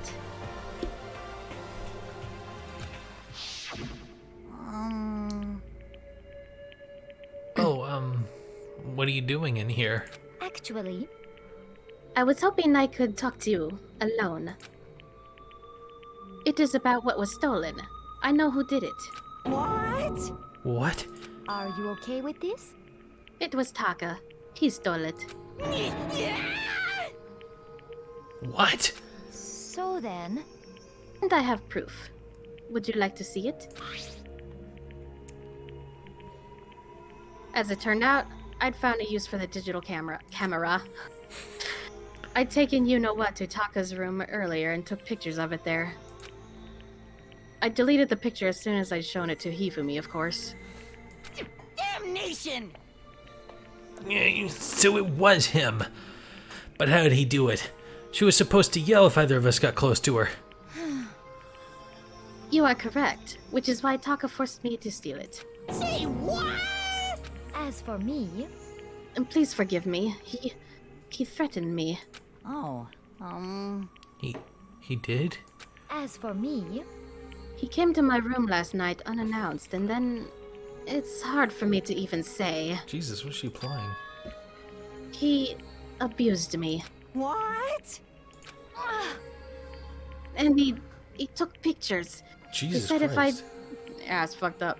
He said if I did not do as he asked, he would show them to everyone. So I had no choice. Damnation! That's a crime. An absolute crime. I mean, I knew he got a little crazy, but Say what? I never imagined he would go that far. Amazing how completely he bought it. I can't express how enjoyable that was. I'm about to say something I've never said before in my life. Completely unforgivable. I'm going to kill him. I'm going to fucking kill him. most unfortunate. Wait, please, if you go now, you will be playing right into his hands. Huh? Actually, Taka is planning to use her to escape. And he has made you his target. What? Escape? You don't mean...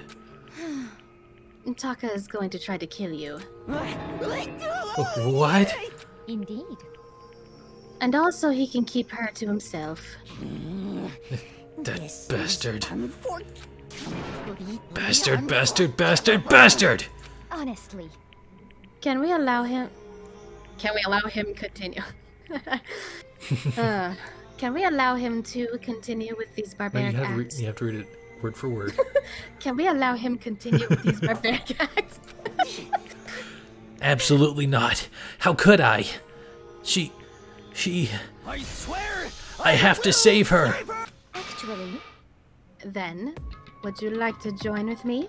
It just so happens I have come up with a plan. You're feeling very sleepy.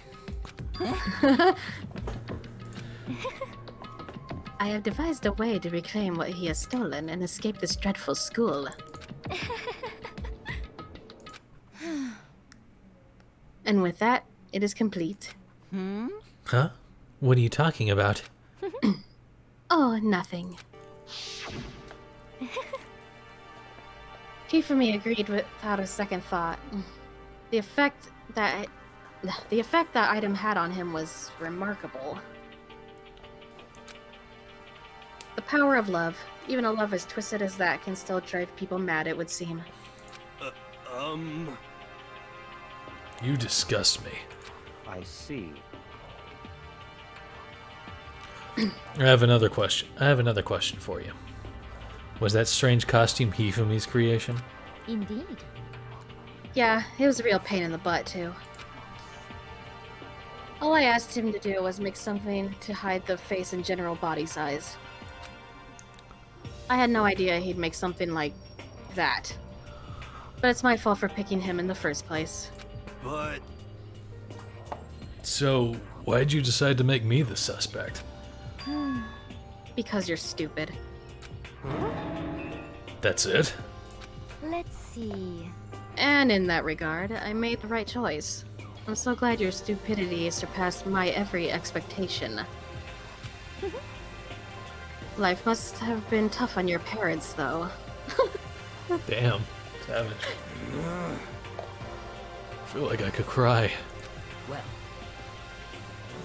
But when you were explaining your plan to Hifumi, how did you explain the part about him playing dead? What she's asking is, was that Hifumi supposed to... What was Hifumi supposed to do after that? Assuming I had actually let him live. Are you okay with this? That's simple. After he did his part and pretended to be dead, once someone showed up,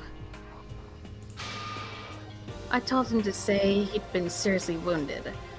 He was on the verge of death, but he just barely held on. And he really believed that?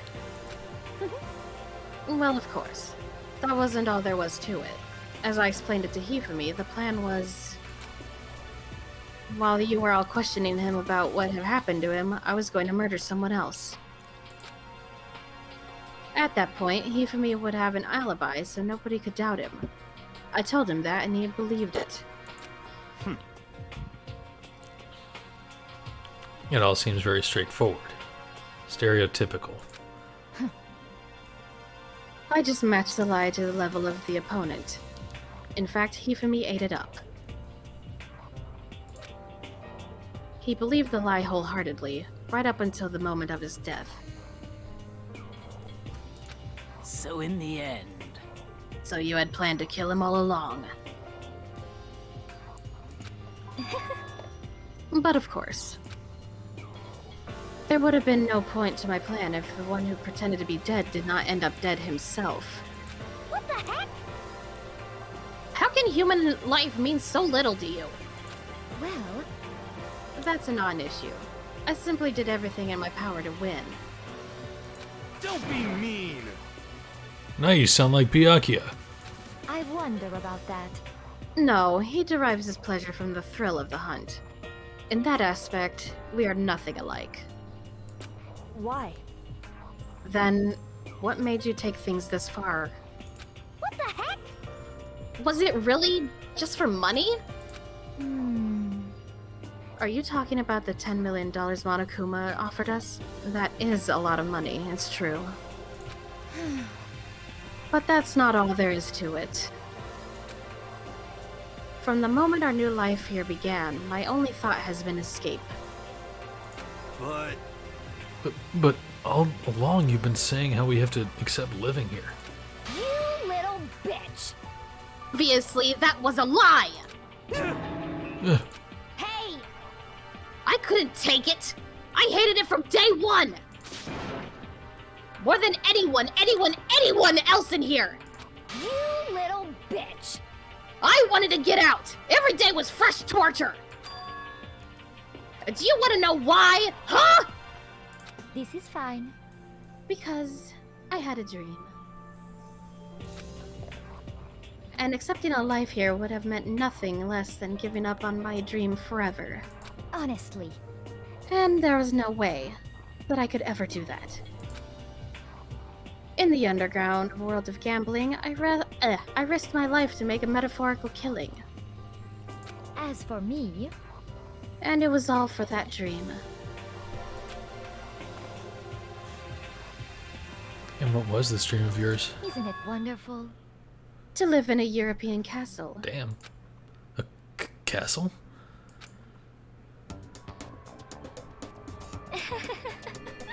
And to gather handsome men from all over the world to serve as my butlers/bodyguards. Oh please, she's bi. I think, yeah. Yeah. I was gonna make them dress up like vampires and satisfy my every need.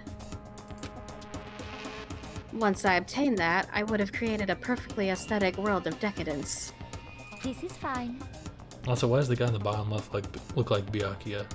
I know. Living the rest of my life there was my only dream, my only goal. So is the guy on the top right. Yeah, what? Yeah. Okay, well, anyway. Yeah. That's what life is all about. Yeah, you gotta admire it. Yeah. Going for what you want. Yeah. Combined with my own winnings, Monokuma's $10 million would have made that dream a reality. I got right to the edge, but oh my. There's nothing to be done. Oh, she was edging? Unfortunately, my dream has been scattered to the wind. Still, I don't have any regrets. I pursued my dream to the very end, so why would I? Just the worst. You sound so passionate, but you were really able to kill your own friends for it? Oh. Are you asking me to feel guilty? That's a pointless endeavor.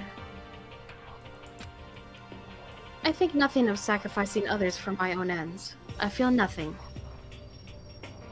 Do you understand? That's all there is to me.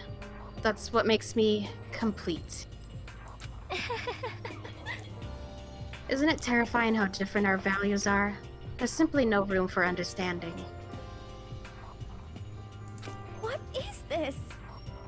That's what we should be saying. And plus...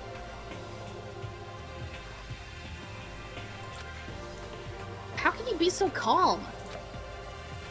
Don't you realize you're about to die?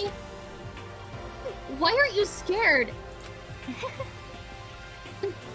My ability to lie is unrivaled, and I take pride in that. Except for this entire case, but... Yeah. Yeah, see, it just pisses me off. Yeah, it's an inconsistent writing. Yeah. It's not just other people. I can even fool my own emotions. The conscious deceives the unconscious. And that's why you're not scared? Yes, indeed. That's right. I don't fear death. Kill me however you like. But you know, if I could be reincarnated, if I had a choice, then... Isn't it wonderful? I think I would like to come back as Marie Antoinette. Hey. You just get executed again.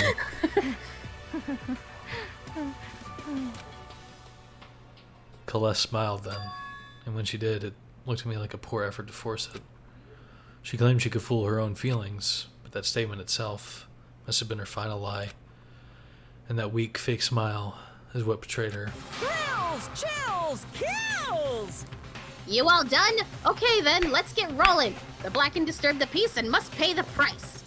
Now then, I've prepared a very special punishment. For her, the ultimate gambler. Let's give it everything we've got. It's punishment time! I guess I'll let Kyoko hold on to this. What? This is... Will it really give you the hope you're looking for? I can't say I ever saw it that way. Which is why... Actually, it's not important. Well then... Take care, everyone. Perhaps we'll meet again. In another life.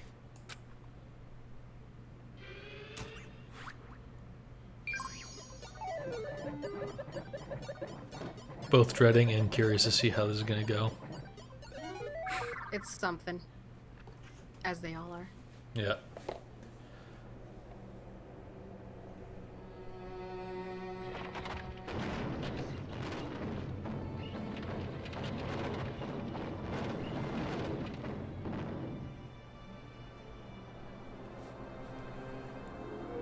Ah.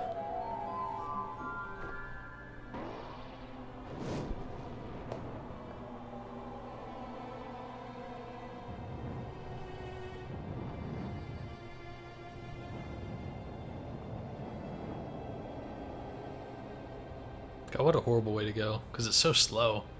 Ugh.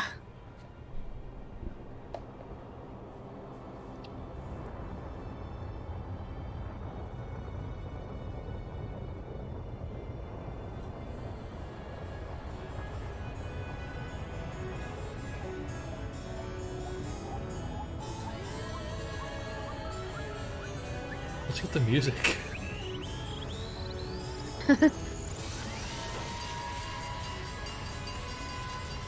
What the? What? What? No. What?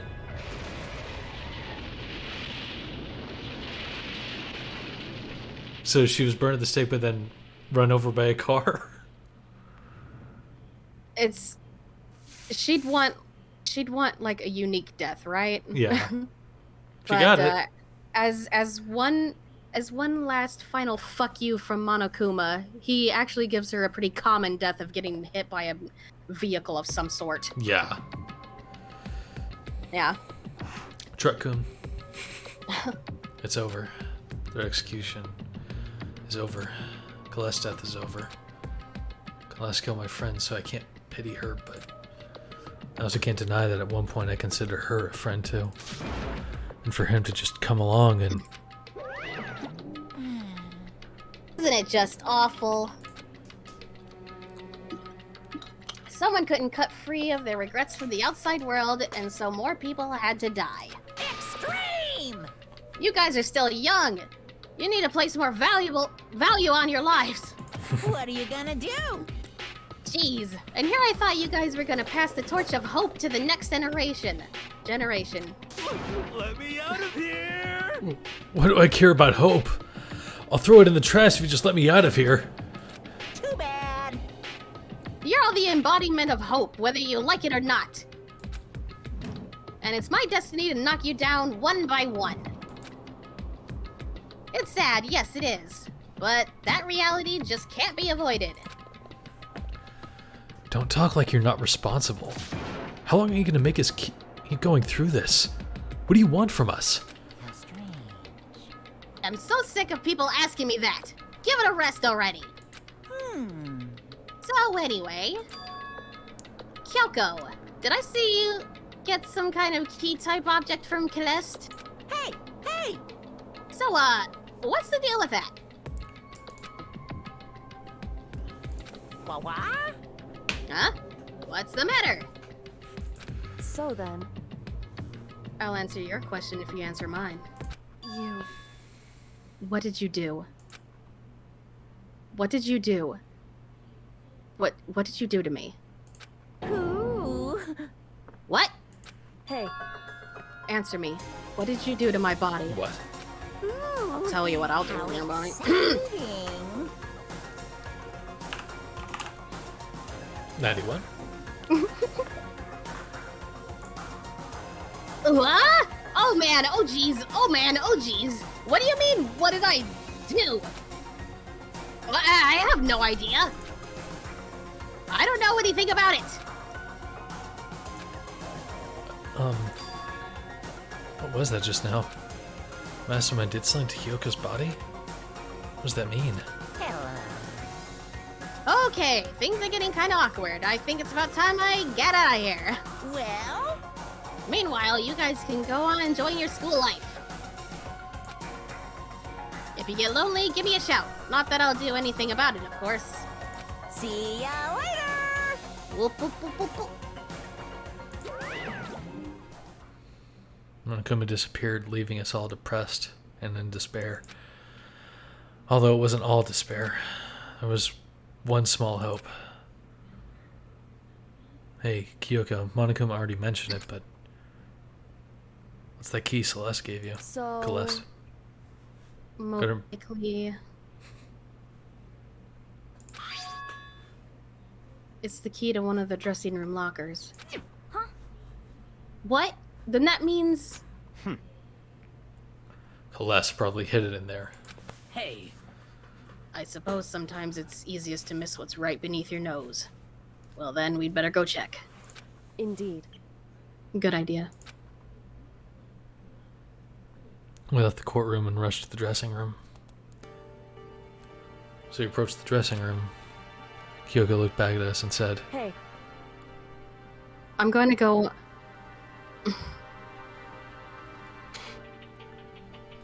92? Yeah. I'm going to go on alone from here. Everyone else head to the dining hall. I'll check in with you later. What? Why? Why exactly are you going alone? so... Do you even have to ask? As she spoke, she glanced quickly at the surveillance camera. Come on. That's not what I mean. Why you? There's still a risk of a spy, you know. Then I'll go too. What? You? Please, let me go. Standing here arguing is just gonna draw more attention to us. Goodbye. Do whatever you want. Thank you, fucker. well then. Then it's up to you now. Yo! I'm gonna go to the dining hall, okay? Huh? So Makoto and Kyoko are gonna go together? No. Does that mean what I think it means? Okay. Good luck, Makoto. Girls like her are total pushovers when you show a little backbone. Damn. Uh, Well, you heard that, Taylor, so. Tried to forget what Hina said. Everyone headed to the dining hall, leaving me and Kyoko there alone. Shall we go? Yeah. So then, we need to get into that locker.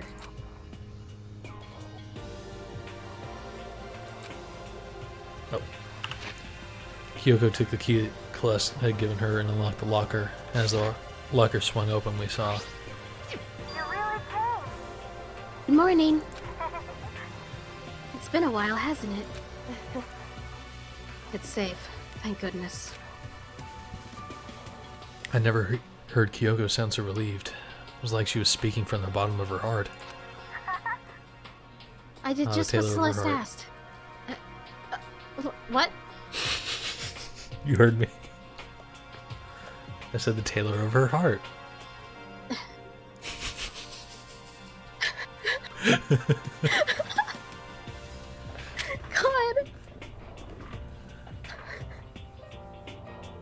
God. I did just what. Oh, God, I almost called her Celeste. I did just what Celeste asked. I didn't say a word. I stayed quiet the entire time. No. Oh, and I think I might be able to open the last set of files soon. Maybe as early as tomorrow. I'm doing my best, so please wait just a while longer. So, now we can officially say the case is closed. As far as this incident is concerned, sure, but can we take a second? Since we have this opportunity, I want you to be honest with me. Kyoko, please tell me, what are you trying to do all on your own here at the school? Is that why you wanted to come here with me? However... Regardless, that's not something you need to know right now. I don't need to know. It just makes me even more worried. What? Worried? Like, what happened during the investigation this time? You disappeared and we didn't see you again. That warning without explanation. When you do that... Indeed. It's only natural that they'd think I'm the mastermind spy, right? And you too. No! I believe in you. What? You believe in me? Isn't it obvious? People believe in their friends, right? That's why I want you to tell me. And I want you to believe in me too. Because we're friends. Damn, friends own me. I understand. It's true. Then maybe I can believe in you. Just a little bit more. Then... That's fine. Fine, I'll tell you. I'll tell you why I've been disappearing and where I've been going. You see... What I heard from Kyoko then was... Well, frankly, it kind of blew my mind. Right after I told Kyoko I believe in her, she told me a story that was, well, almost unbelievable. I decided I had to confirm what she told me with my own two eyes, so I waited for nighttime to come. And when it did, I went into action, oh my. Correct. The boys' bathroom on the second floor doesn't have a surveillance camera or monitor in it. And in the storage closet there, way in the back,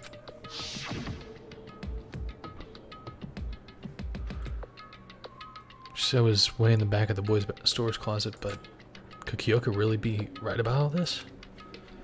So the chapter's not over then. So I was gonna end it there, but seems like the chapter's not quite over. right?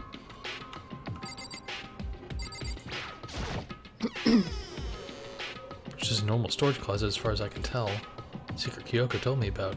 Could it really be hidden here?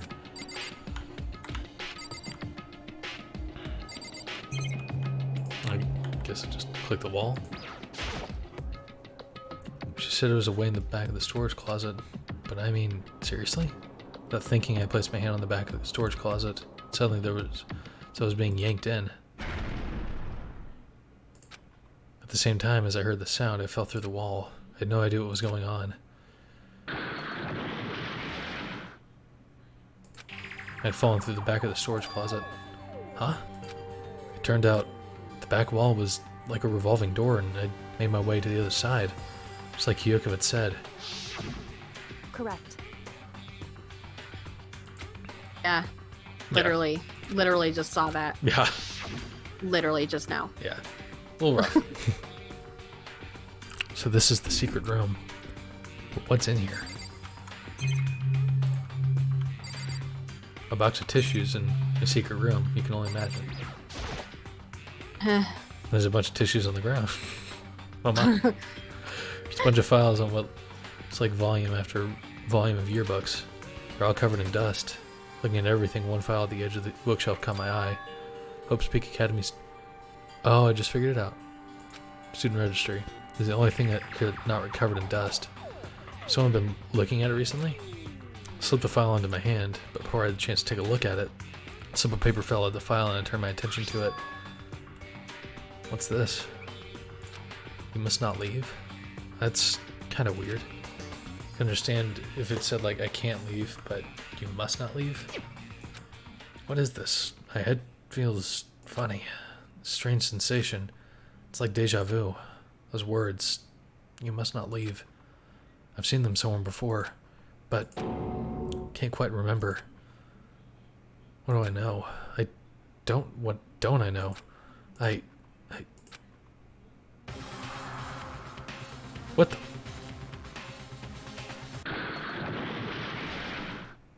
A strange sound rang through my head. I felt like I was shaking. It was shaking my brain back and forth. And then, darkness. I don't understand what's happening. I don't know what started it. It's all over. With that, I opened my eyes. I don't know how long it had been.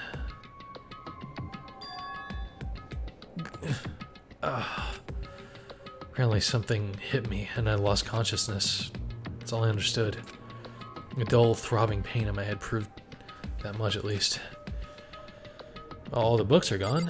Lovely. Empty bookshelf. Empty. Gone. It's all gone. The yearbooks, the student registry, and even the note that had fallen on the floor.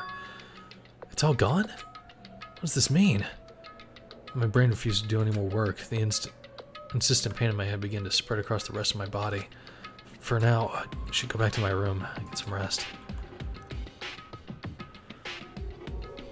My body was heavy with pain, my mind heavy with thought. I dragged myself back toward my room. Somehow I made it back to the first floor of the school. The farther I walked, the more I felt. Things are getting blurry, I can't see in front of me. Couldn't stop myself from collapsing right there, and after that... As if from a vast distance I heard a sound. It was faint but undeniable. That sound was coming from the gym?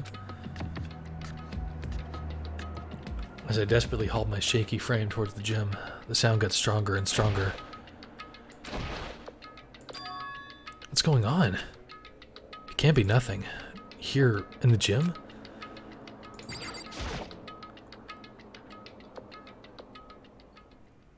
Didn't make a sound as I opened the door to the gym. The sounds coming from inside, meanwhile, only intensified that much more.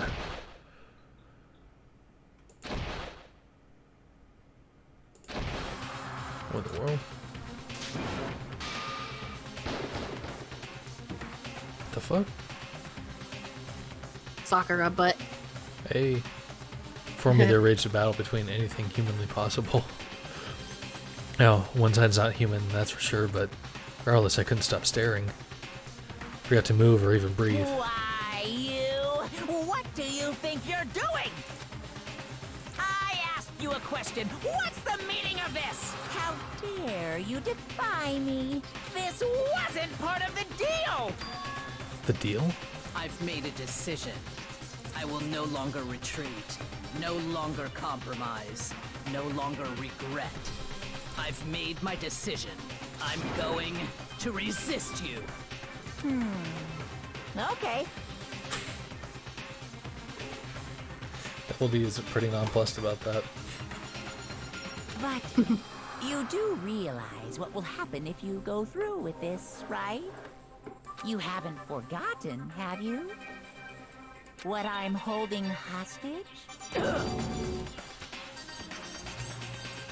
What am I looking at? What am I hearing? A hostage? Then, could it be? The mastermind spy is...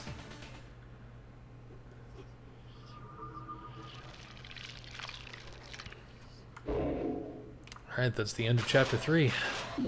Yeah. 7 Nope. left. Yeah.